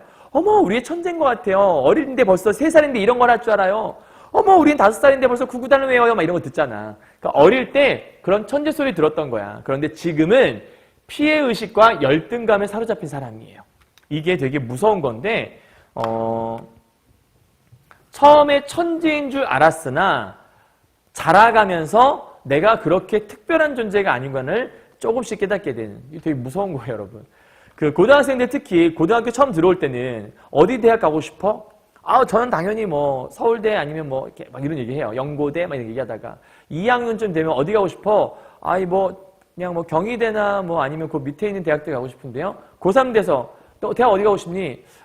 대학은 뭐 서울 안에 있는 대학 가면 고3 2학기쯤 되면 대학은 가는 게 중요하지 않을까요? 약간 이런 식으로 점점 꿈이 낮아지는 일종의 현실을 본다라고도 얘기할 수 있겠지만 점점 자기가 자신감이 떨어져가고 천재가 아니라는 걸 깨닫게 되는 너무 마음이 아픈 거죠. 그런 것들이. 약간 그런 모습들로 보시면 되고요. 자, 박 씨는 전직 초등학교 교사예요. 이 사람은 군대를 가지 않았어. 군대 기피자거든. 근데 지금은 하숙집을 하는 사람이야. 그러니까 교사였다가 지금은 하숙집 주인이죠. 그러니까 이 사람은 군대를 기피했다라는 건 뭔가 현실에서 하지 않을 수 있는 것들은 안 하며 사는 거예요. 현실에 안주하는 전형적인 소시민이라 볼 수 있는 사람이죠. 자, 이 씨는 세무서 직원이야.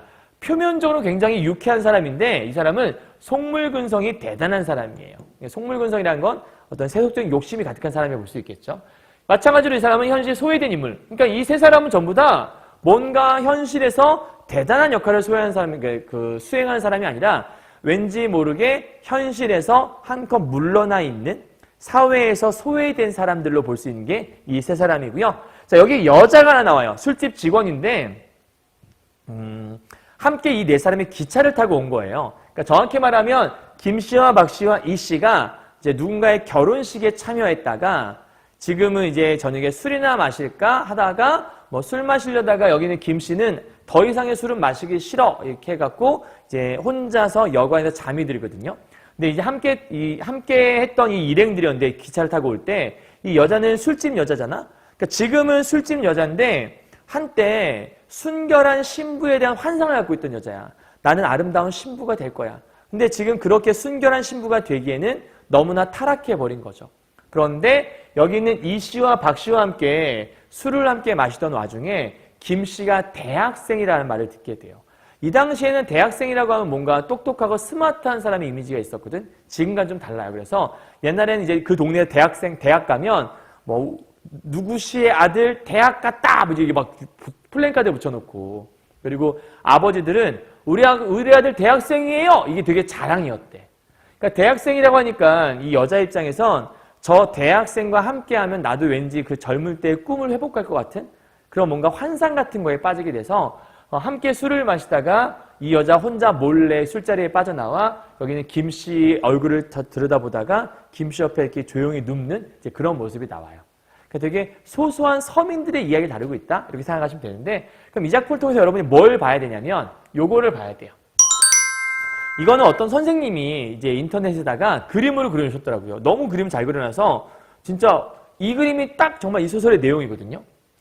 박 씨, 이 씨, 속물적인 사람, 현실에 안주하는 사람, 이름을 제시하지 않았다는 건 익명성과 보편성을 드러내고 있다. 술집 여자, 순결한 신부에 대한 꿈을 갖고 있어. 김 씨, 늙은 대학생이야. 꿈이 현실에 묻혀서 이제는 꿈을 꾸지 않은 사람 중에 하나인데 그냥 조용히 자고 있어. 이 여자가 옆에 와서 이 남자의 얼굴을 조용히 바라다보며 다독이고 있다는 거는 이 여자가 그런 순결한 신부에 대한 꿈을 이 김 씨를 통해 약간 정말 이룰 수는 없지만 잠깐 그 이루는 듯한 환상에 빠진 그런 모습을 소소하게 드러내고 있다. 그래서 허무한 삶을 견딜 수 있게 해주는 게 바로 이러한 서로 간의 따스한 온기 같은 걸 얘기한다라고 얘기하고 있는 시라고 보시면 될 것 같아요.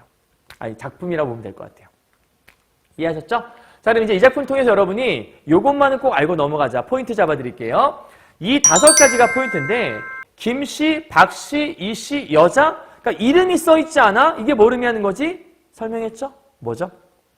익명성에 대한 것들 기억하고 있어요. 두 번째, 본문 속에 템스강에 불을 지르다란 말이 있거든요. 이게 무슨 의미인지 파악할 수 있으면 돼요. 다음 세 번째, 1등하는 소년이 나와요. 이 안에. 그리고 천리였던 김 씨의 모습이 이 둘이 어떤 관계에 있을까를 이제 본문 통해 확인하면 되고요. 다음 이 안에 훈장이 나오거든요. 정확히 말하면 1등하는 소년이 나 훈장 받았어요 이렇게 자랑하는데 그 훈장이 가는 의미가 있어요. 마지막으로 제목이 강이잖아. 그럼 강이라는 제목이 무엇을 의미하는지를 마지막에 설명하면서 끝나면 될 것 같아요. 됐나요? 자, 그럼 이 내용을 바탕으로 해서 이제 작품을 한번 읽어가면서 얘기해 보도록 할게요. 이 작품은 정확히 얘기하면 1960년대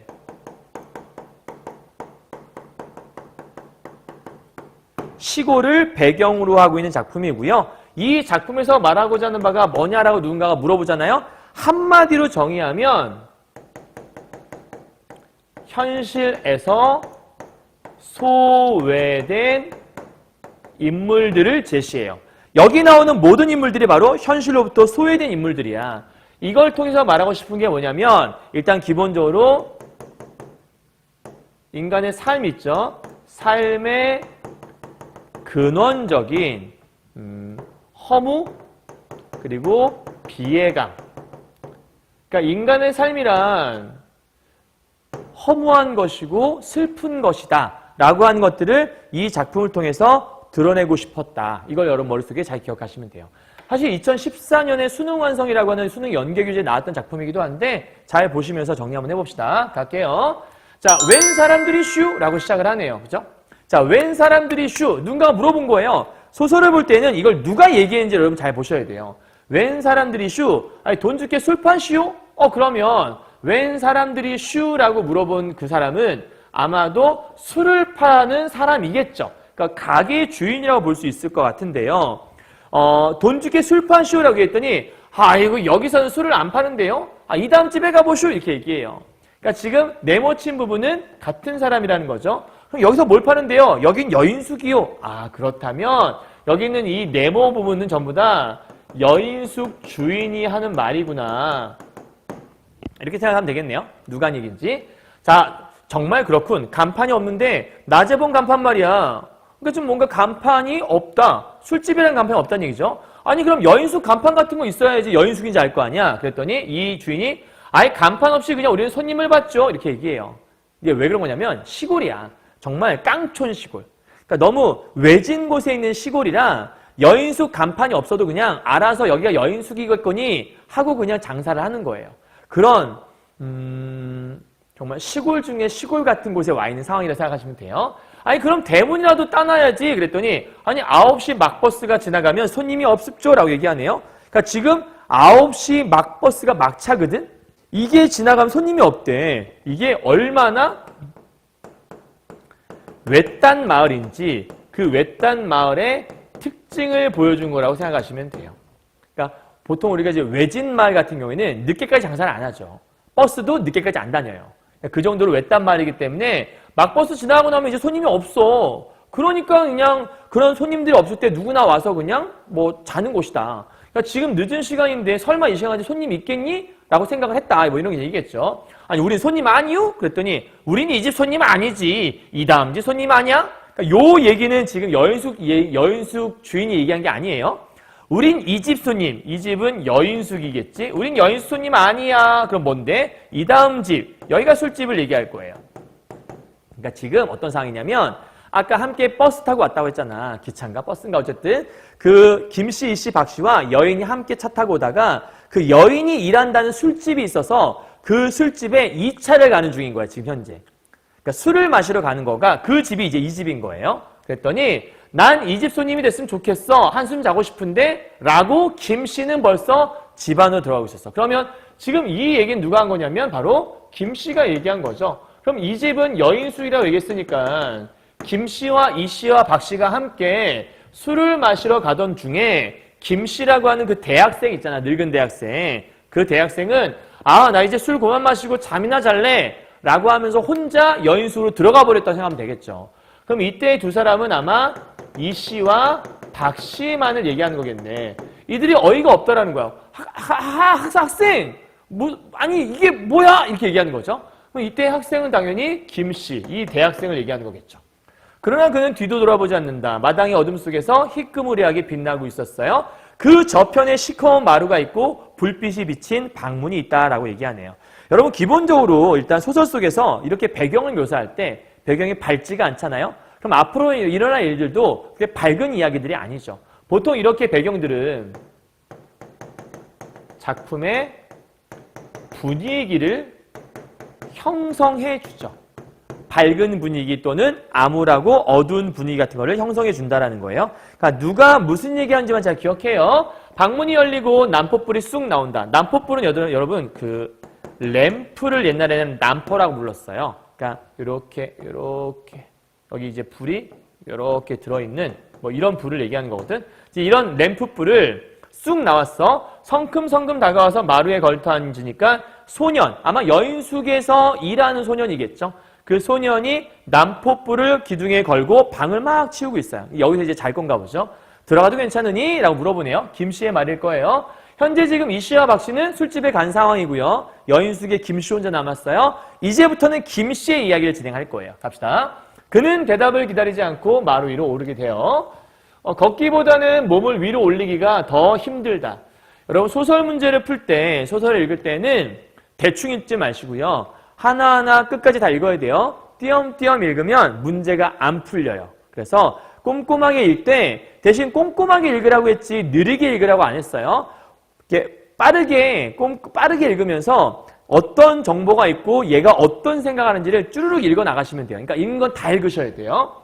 걷기보다는 몸을 위로 올리기가 더 힘들다. 바깥이 조용해진다라고 얘기하잖아. 결과적으로 얘가 지금 현재 상태가 되게 힘들다? 뭔가 하루가 고단했나? 고단했던 하루의 모습을 이렇게 지금 표현하고 있는 거 아닐까. 아마 주사와 선생은 술집으로 간 모양이었다. 우리 아까 그 초등교사였던 사람 있었잖아. 그 사람이 박 씨죠. 그 다음에 세무서 직원이 이 씨였잖아. 그래서 이 씨와 박 씨를 주사와 선생이라 표현한 거예요. 어떤 인물이지만 기억하고 있어요. 술집에 간 모양이다. 소년이 책 나부랭이 챙겨 나오네요. 그러니까 소년은 책을 챙겨 나온다는 건 뭐 공부하는 사람인가 보죠. 소년은요. 당연히 소년이 공부하는 사람이겠죠. 자, 부러진 연필 또막이 희미한 난포 눈빛을 받아 눈에 띈다. 그러니까 이 아이가 뭔가 부자는 아닌가 봐. 연필을 온전하게 갖고 있는 게 아니라 부러진 연필을 갖고 있잖아. 그는 비틀거리면서 허리를 굽히고 방 안 들어섰어요. 어둡고 냄새가 고약하다. 계속해서 뭔가 이 분위기 자체가 암울한 걸 보여줘요. 소년이 불을 가지고 방으로 들어와서 벽 중간께에 있는 못에다가 걸고 있네요. 그러니까 이 불을 걸어놔야 그나마 방이 환한 거예요. 램프불이. 호야가 양철에 부딪히면서 소리를 낸다. 소년이 나갔어요. 소년이 나간 다음에 그는 불 건너편에 벽에 기대에 앉아서 그럼 여러분 봐요. 나간다, 내뿜는다, 흔들린다. 선생님 왜 줄을 쳐놨을까? 전부 다 현재형 진술을 하고 있잖아요. 그러니까 예를 들어서 소년이 나갔다. 그리고 연기를 내뿜었다. 그다음에 흔들렸다. 이렇게 얘기하는 게 아니라 전부 다 현재형으로 얘기하고 있는 특징이 좀 있죠. 그죠? 그러니까 지금 일부러 현재형으로 쭉 얘기를 하고 있는 것 같아요. 왜 그런지는 좀 이따 살펴보도록 하죠. 넘어갈게요. 소년이 친구를 안고 다시 들어오네요. 그리고 그것을 펴요. 그러니까 지금 소년이 아마 종업원인 것 같은데 이 손님의 이부자리를 봐주고 있는 상태인 것 같아요. 일어설 때 보니까 가슴에 뭐가 달려있어? 훈장이 달려있대요. 자, 훈장. 그는 그를 가까이 불러서 훈장을 들여다봤어. 무슨 훈장일까? 볼게요. 앞에 잠깐 체크 안 한 게 있는데 불꽃이 흔들린다는 말은 괜히 한 게 아니고요. 사실은 불안한 심리, 그러니까 김 씨의 불안한 심리를 이 불빛이 흔들리는 걸 통해서 보여준 거나 마찬가지인 건데 자, 계속 볼게요. 둥근 바탕의 가로로 5학년 2반이라 써있고 반장이라 써있대. 그러니까 이 훈장이라는 게 뭔가 반장을 뜻하는 건가 봐. 그러니까 이 아이는 학급에서 굉장히 열심히 사는 아이 중에 하나겠죠. 너 공부 잘하는구나. 네, 저 때도 1등 했어요. 이렇게 얘기하네. 그러니까 나름대로 자기 스스로 좀 자기 삶에 대해서 자부심이 있는 것 같아. 그랬더니 내 몸이 갑자기 이건 뻔뻔스럽구나. 못생기고 남루한 옷을 입은 주제라고 얘기해. 사실 얘들아 이거를 진짜 입을 내뱉었다면 얘는 쓰레기죠. 그죠? 아이한테 너 공부 잘하는구나. 네, 저 저번에 1등 했어요. 너 정말 뻔뻔스럽네. 이런 거지 같은 옷을 입은 주제. 이렇게 얘기한다는 건 되게 웃긴 얘기잖아. 사실은 자기 마음속에서 한 얘기야. 그러니까 내적 독백이죠. 그런데 이제 중요한 게 뭐냐면 왜 내적 독백을 했을까? 요게 못생기고 남루한 옷을 입은 주제라고 해서 이게 소년을 비하한 건가? 사실 그게 아니에요, 여러분. 그러니까 소년을 비하한 표현이 아니거든요. 이걸 이렇게 표현한 이유가 뭐냐면 뒤에 읽어보면 나오는데 이걸 통해 자기의 삶을 떠올린 거야. 왜냐하면 나도 어릴 때 훈장을 받고 천재라는 소리를 들었거든. 그러니까 이때의 훈장이라는 게 결국은 자기의 과거를 회상하게 해주는 회상의 매개체 역할을 하게 되는 거야. 그러니까 소년이 지금 천재의 모습을 갖고 있어. 그러니까 똑똑한 모습을 갖고 있어. 근데 자기도 이 소년만 할 때 똑똑했던 거지.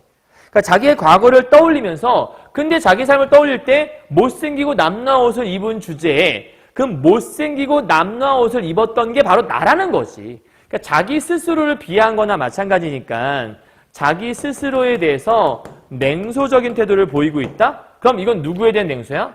자기에 대한 냉소지. 그러니까 소년을 비하하기 위한 게 아니라 자기 스스로의 삶을 돌아보니 내가 참 뻔뻔했었네. 정말 비루한 주제였는데 이렇게 얘기하고 있다는 거죠. 여기가 너희 집이니? 라고 물어봤더니 아니요. 여기 이모부댁이에요. 저희 집은요. 월출리예요. 여기서 30이나 더 들어간다는 거야. 그러니까 사실 이 아이가 얼마나 가난한지를 알 수 있는 거지. 지금 여기도 밤 9시만 되면 버스가 끊기는 그런 동네인데 여기서 30리를 더 들어간다는 건 더 외진 지역에 사는 거잖아. 그러니까 이 아이는 굉장히 가난한 형편에 살고 있는 아이인 거야. 이해했죠? 여기까지? 자, 넘어가 볼게요. 가난한 대학생. 갑자기 아이한테 아이가 막 우리 집 되게 멀어요 이런 얘기 했었는데 갑자기 가난한 대학생 이렇게 얘기하면 이상하잖아. 그치? 그러니까 지금 가난한 대학생이 누구겠어? 당연히 요한의 대학생은 김씨밖에 없으니까 김씨 자기에 대한 얘기를 하는 거겠지. 그러니까 지금 이 아이가 굉장히 가난한 곳에 살고 있다, 외진 곳에 살고 있다는 얘기 듣자마자 자기의 과거를 휙 하면서 떠올렸다고 볼 수 있는 거겠지. 이거는 김씨일 것이고 여기부터가 과거를 회상하는 거야. 결국 아까 그 훈장을 보는 걸 통해서 자기의 삶으로 쭉 들어가게 된 거라 볼 수 있는 거죠. 덜컹거리는 밤의 전차, 피곤한 승객들, 목신 경적 소리, 자기가 대학생 시절 생각하나 봐요. 종점에 닿으면 전차는 앞뒤 아가리를 벌리고 사람들을 뱉어낸다. 이게 좀 재밌는 표현이지. 전차가 사람들을 뱉어낸다? 그러니까 사람들을 뱉어내는 건 아니고 사람들이 내리는 거겠지. 근데 사람들이 내리는 건데 전차가 뱉는다라고 약간 주객이 전도된 표현에 속하는 건데 일부러 뱉어낸다라는 느낌을 쓴 거지. 토한다라는 느낌. 그러니까 지금 상황 자체를 뭔가 긍정적인 플러스로 보는 것보단 뭔가 암울하고 뭔가 좀 이렇게 힘든 그런 현실을 보여주기 위한 것들. 사람들은 어둠 속으로 빠져들어가. 사람들이 뭔가 밝음으로 나가는 게 아니라 어둠 속으로 들어간다고 얘기하죠.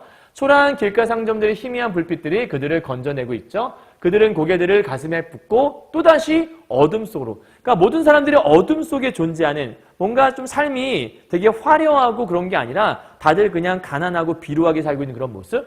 그리고 은밀히 하나둘씩 골목으로 자취를 감추게 돼요. 가난한 대학생 안에 대문이 나타났다. 그 얘기는 그냥 대문 앞에 도착했다는 뜻 아니겠어요?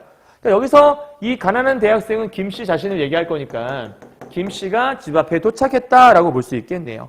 그러니까 지금 잘 보면 여기 덜컹거리는부터 시작을 해서 여기까지, 정확히 얘기하면 여기까지겠다. 여기까지의 모습은 이 사람들, 내린 그 전차에서 내린 사람들이 하나같이 되게 힘든 사람들인 거잖아. 그러니까 지금 이 모습은 힘겨운 소시민들의 삶을 보여주고 있다? 이렇게 생각하시면 되는 거예요. 자, 대문 앞에 나타났다는 얘기, 대문이 나타났다는 얘기는 대문 앞에 도착했다라는 거니까 이건 사실 집 앞에 도착한 거니까 이것도 주객전도의 표현이겠네요. 대문이 나타난 게 아니라 내가 대문 앞에 도착을 한 거죠. 그는 그 앞에 선다. 뒤를 돌아보죠. 그리고 망설여요. 그러니까 자기 집이면 과감하게 와서 저 왔어요 라고 대문을 두드릴 거 아니야? 그런데 이럴 때 꽝꽝 두드릴 수 있는 대문이 있다면 얼마나 좋으랴.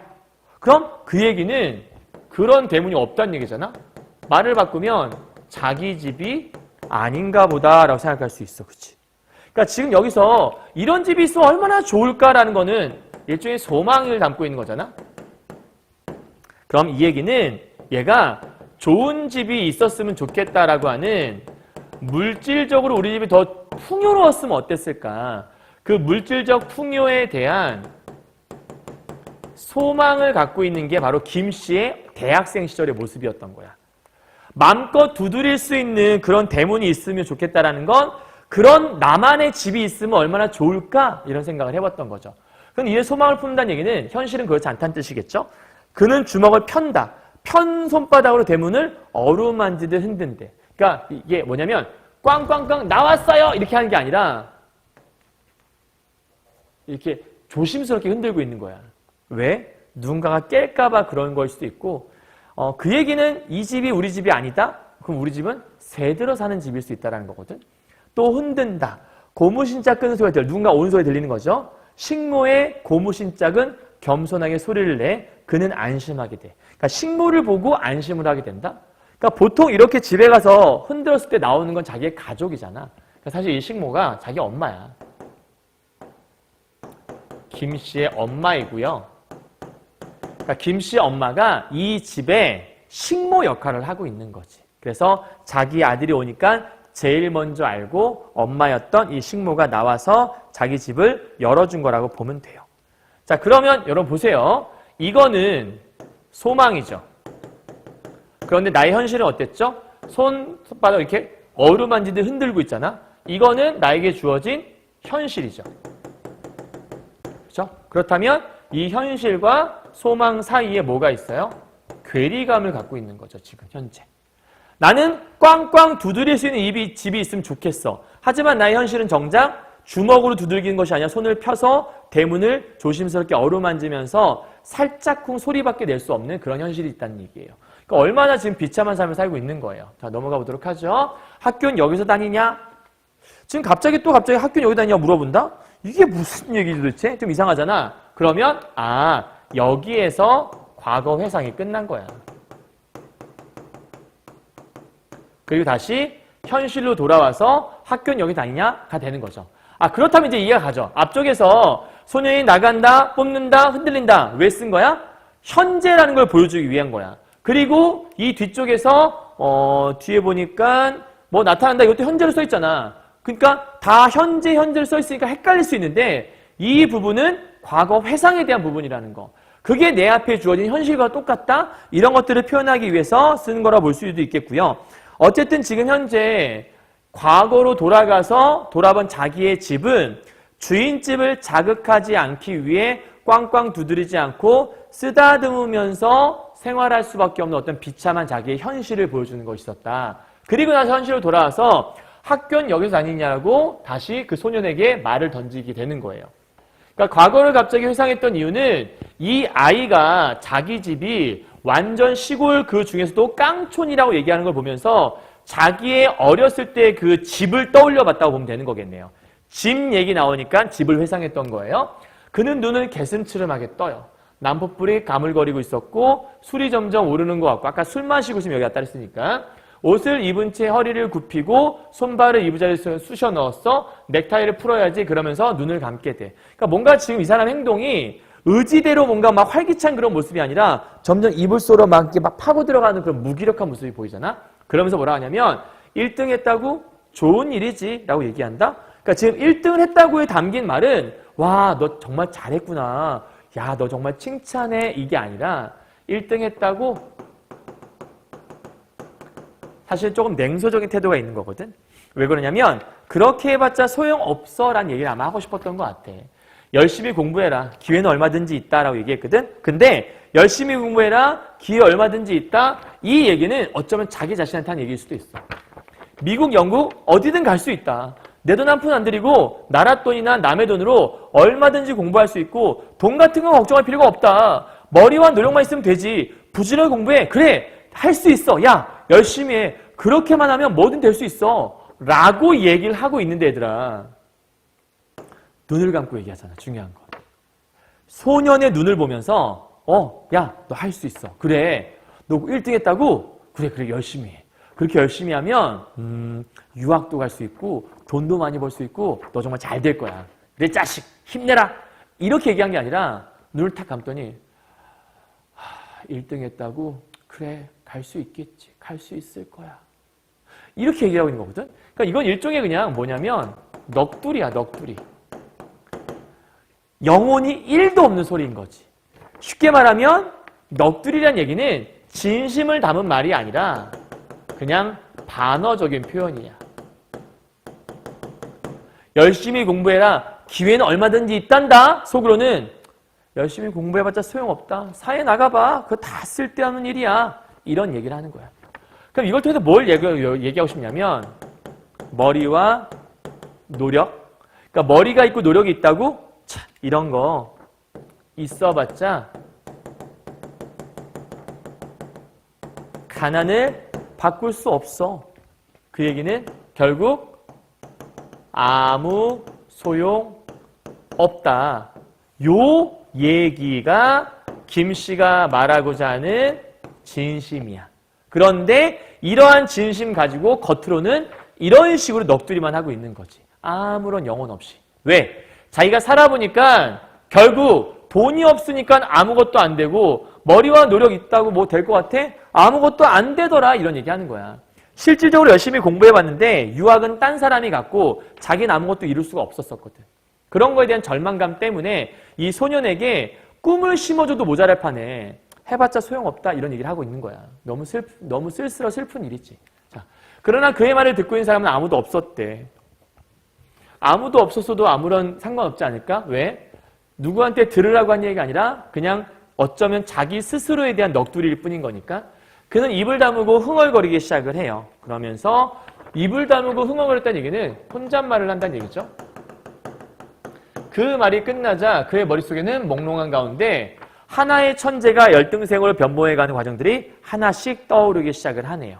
어쩌면 요거는요, 자기 자신의 김씨의 일생을 보여주는 거라고 볼 수 있어. 아까 처음 얘기했지만 김씨 역시도 이 친구와 같이, 이 소년과 같이 어릴 때 천재 소리 들었다고 했잖아. 그런데 그런 천재가 열등생으로 변모해가는 과정들을 보여주는. 그러니까 이걸 통해서 어쩌면 아이의 앞으로의 인생을 예감한 거일 수도 있는 거야. 그러면서 이런 얘기하지. 너는 아마도, 이렇게 하루 묶어볼까? 너는 아마도 학교의 천재일 거야. 중학교 때는 수재가 되고, 고등학교에서는 우등생이 되고, 대학에서는 보통이다가 열등생이 됐다가 세상으로 나오게 될 거야. 그럼 얘들아, 천재에서 수재로, 수재에서 우등생으로, 그 다음 보통, 열등생, 점점 자기의 수준이 낮아지고 있는 거거든요. 그러니까 이렇게 나온다. 결국엔 열등생이 되기 위해 꾸준히. 그러니까 열심히 고생을 한 결과 열등생이 됐잖아. 그럼 나는 열등생이 되기 위해 노력한 셈이 된 거잖아. 이것이 소년에게 하는 말이지만, 그죠? 그러니까 이 얘기는 소년에게 하는 말이었지만 사실은 자신의 신세를 한탄하는 부분이라고 볼 수 있는 거지. 한마디로 얘기해서. 결국 이런 거였던 거야. 차라리 천재였을 때 삼십리 산골짜기에 들어가서 나무꾼이 되었던 것이 훨씬 더 낫지 않았을까라고 얘기해. 그러니까 이걸 통해서 알 수 있는 건 얘는 굉장히 현실을 비관적으로 바라보고 열심히 공부해봤자 결국 달라지는 게 아무것도 없었네라고 후회하고 있는 것 같아. 천재라고 하는 화려한 단어가 결국 촌놈들의 무식한 소견에 나온 허사였음이 드러나는 것을 보는 것은 즐거운 일이 아니었대. 쉽게 말하면 시골에서나 천재라는 단어를 들으면서 되게 좋아했지, 그건 그냥 시골 사람들이 하는 환상적인 이야기지, 결국 세상에 나가보니까 그런 것은 아무 쓸모가 없더라, 이런 얘기 하는 거죠. 그들은 천재가 가난과 끈질긴 싸움을 하다가 어느 날 문득 열등생이 되어버린다는 사실을 몰랐대. 자기가 그랬잖아. 그러니까 누구가, 어떤 사람이 어릴 때 천재였던 사람들을 보면서 쟤는 나중에 열등생이 될 거라고 생각을 하겠어. 아무도 그런 생각 안 하겠죠. 누구나 다 템스강에 불을 쳐지를 수 없는 일이다. 여러분, 템스강에 불을 지른다는 게 영어 사전 찾아보잖아요. 그럼 무슨 뜻이냐면 세상을 깜짝 놀라게 할 만한 대단한 일을 하다는 뜻이야. 그러니까 템스강에 불을 지른다는 게 뒤쪽에 적을까? 낫겠다. 없네? 이런. 세상에 깜짝 놀랄 일을 하다. 쉽게 말하면 성공이란 뜻이야, 성공. 그러니까 템스강에 불을 지르다 라는 뜻은 성공하다 이런 뜻인데, 누구나 다 템스강에 불을 쳐지를 수 없다는 얘기는 뭐냐면 누구나 성공할 수는 없는 일이다 이런 뜻이겠죠. 그러니까 뭔 얘기야? 천재여서 열심히 노력을 하면 누구나 성공할 수 있다? 천만에. 누구나 다 성공할 수 있는 건 아니야, 이런 얘기를 하는 거라고 볼 수 있겠죠. 그러니까 여기서 할 수 있는 게 뭐냐면 약간 조금 현실에 대한 비관적인 태도이자 희망 따위는 없다 생각하는 절망적인 태도를 보이는 거죠.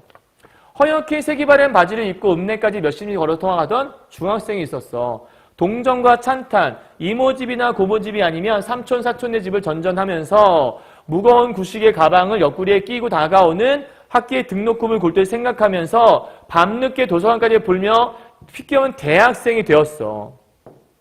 이렇게 변해버린 게 바로 김씨의 모습이겠지. 그러니까 김씨의 삶을 이렇게 지금 표현하고 있다고 보시면 될 것 같아요. 이 대학생, 그러다가 보면 천재는 간 곳이 없고 비굴하고 피곤하고 오만한 낙오자만이 남게 됐대. 이게 지금 김씨의 현재 모습이라고 할 수 있는 거겠지. 오케이? 그러니까 현실의 자신에 대한 인식을 이렇게 하고 있는 거예요. 자, 넘기죠. 그는 출세할 일이라면 무엇인지 할 준비가 되어 있었어.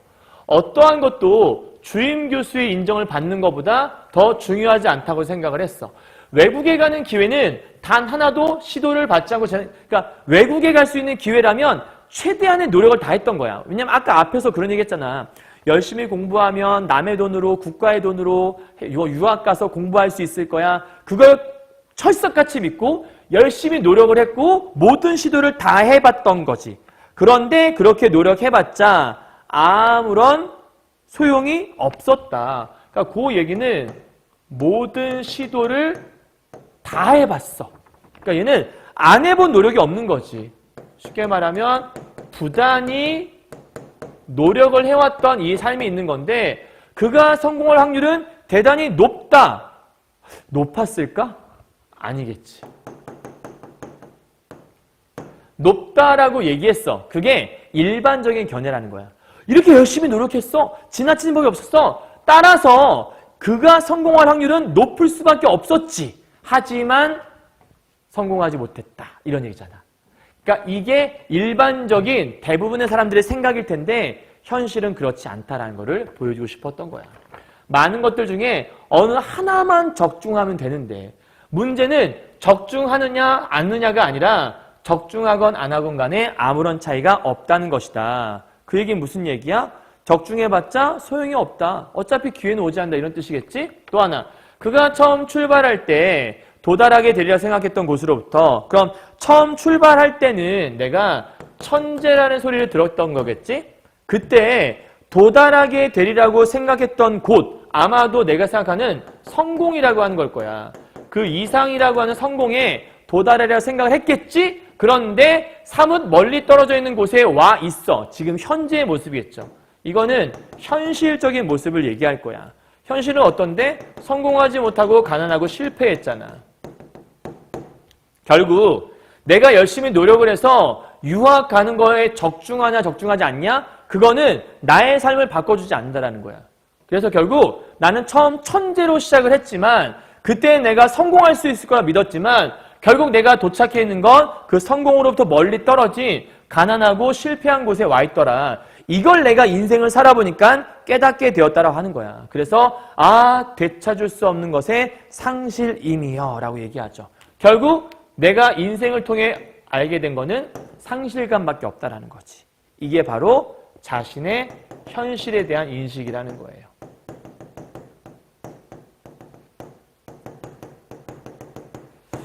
사실 좀 희망적인 작품이면 더 좋을 텐데 서정인의 강이라는 작품들은 결국 말하고 싶은 게 이런 거지.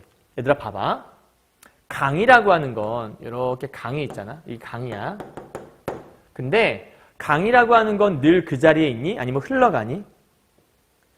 강이라고 하는 건 흘러가지. 그러니까 지금 여기가 내 어린 시절이라고 생각을 해봐. 어린 시절 내가 천재였었어. 그럼 이 모습이 계속 유지가 되면 좋겠지만 이것은 흘러 어디론가 가버리게 되는 게 강의 특징이잖아. 영원히 내가 천재로 살아올 거라 생각했는데 결국 나의 천재로서의 가지고 있던 이상이라는 것은 흘러 어디론가 늘 떠내려 가버리곤 한다. 그럼 어린 시절 내가 갖고 있던 꿈으로부터 무엇인가 이상이 떠내려가게 되면 결국 나의 이상과 현실은 점점 멀어지는 괴리감밖에 남지 않는다는 거죠. 결국 이 강이라고 하는 건 나의 어릴 적 꿈이 저 멀리 떠내려가게 만드는 그러한 소재가 될 수 있는 거고 이 강을 통해서 어린 시절의 꿈이 여전히 나에게 존재하는 것이 아니라 그 꿈이란 것은 늘 변하기 마련이고 흘러가기 마련이다라는 것을 보여주기 위한 장치라고 볼 수 있을 거예요. 그러니까 이 작품을 통해 말하고 싶었던 건 정말 자명해요. 이거죠. 현실에서 소외된 인물들이 갖는 그 허무함과 비애감에 대한 걸 설명하고 싶었던 거야. 이게 무슨 얘기라는 건데 결국 그런 얘기인 거지. 사람들이 어릴 적에 많은 꿈과 희망을 품는다. 하지만 그런 모든 것들이 자기가 생각하는 것만큼 무조건 이루어지지 않는다. 하물며 가지지 못한 가난한 사람이라면 그것이 더할 수밖에 없다.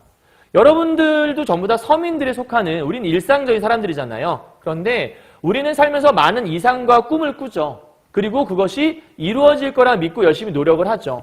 그리고 지금도 믿고 있을 거예요. 하지만 모든 사람들이 성공하는 건 아니잖아요. 그래서 인생이라는 게 바로 그런 걸 얘기하는 거 아닐까.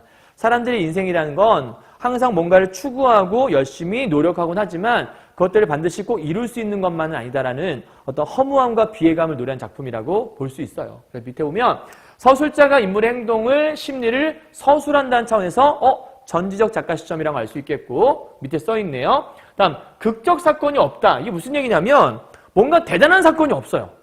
요 안에 누구와 누가 뭐 싸운다거나 크게 갈등을 하다 이런 게 없어요. 뭐 소소한 갈등이죠. 난 그만 술집 안 가고 잘래. 이제 와서 무슨 소리야! 막 이러면서 싸우지 않아. 어이가 없다는 듯이 그냥 차라! 그리고 자기는 술 마시러 가니까.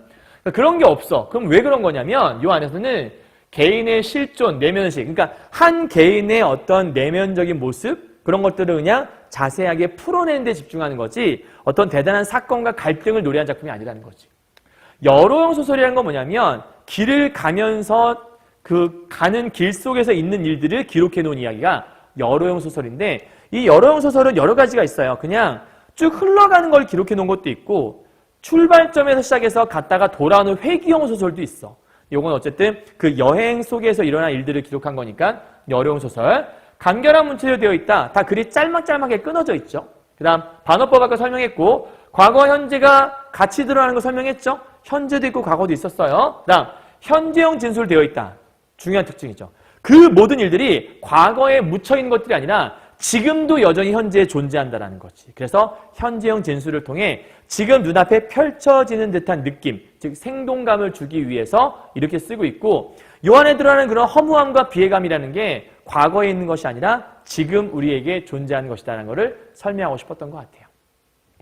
됐나요? 자, 그러면 이것에 대한 문제를 한번 풀어보도록 할게요. 1번 문제부터 합시다. 윗글을 통해 확인할 수 있는 내용으로 적절한 것은 무엇입니까? 김 씨는 일행과 헤어져 여인숙에 묻게 된다. 뭐 틀린 표현 아니죠? 맞는 거네요? 적절한 건데? 그럼 답은 1번이네. 왜 1번인데?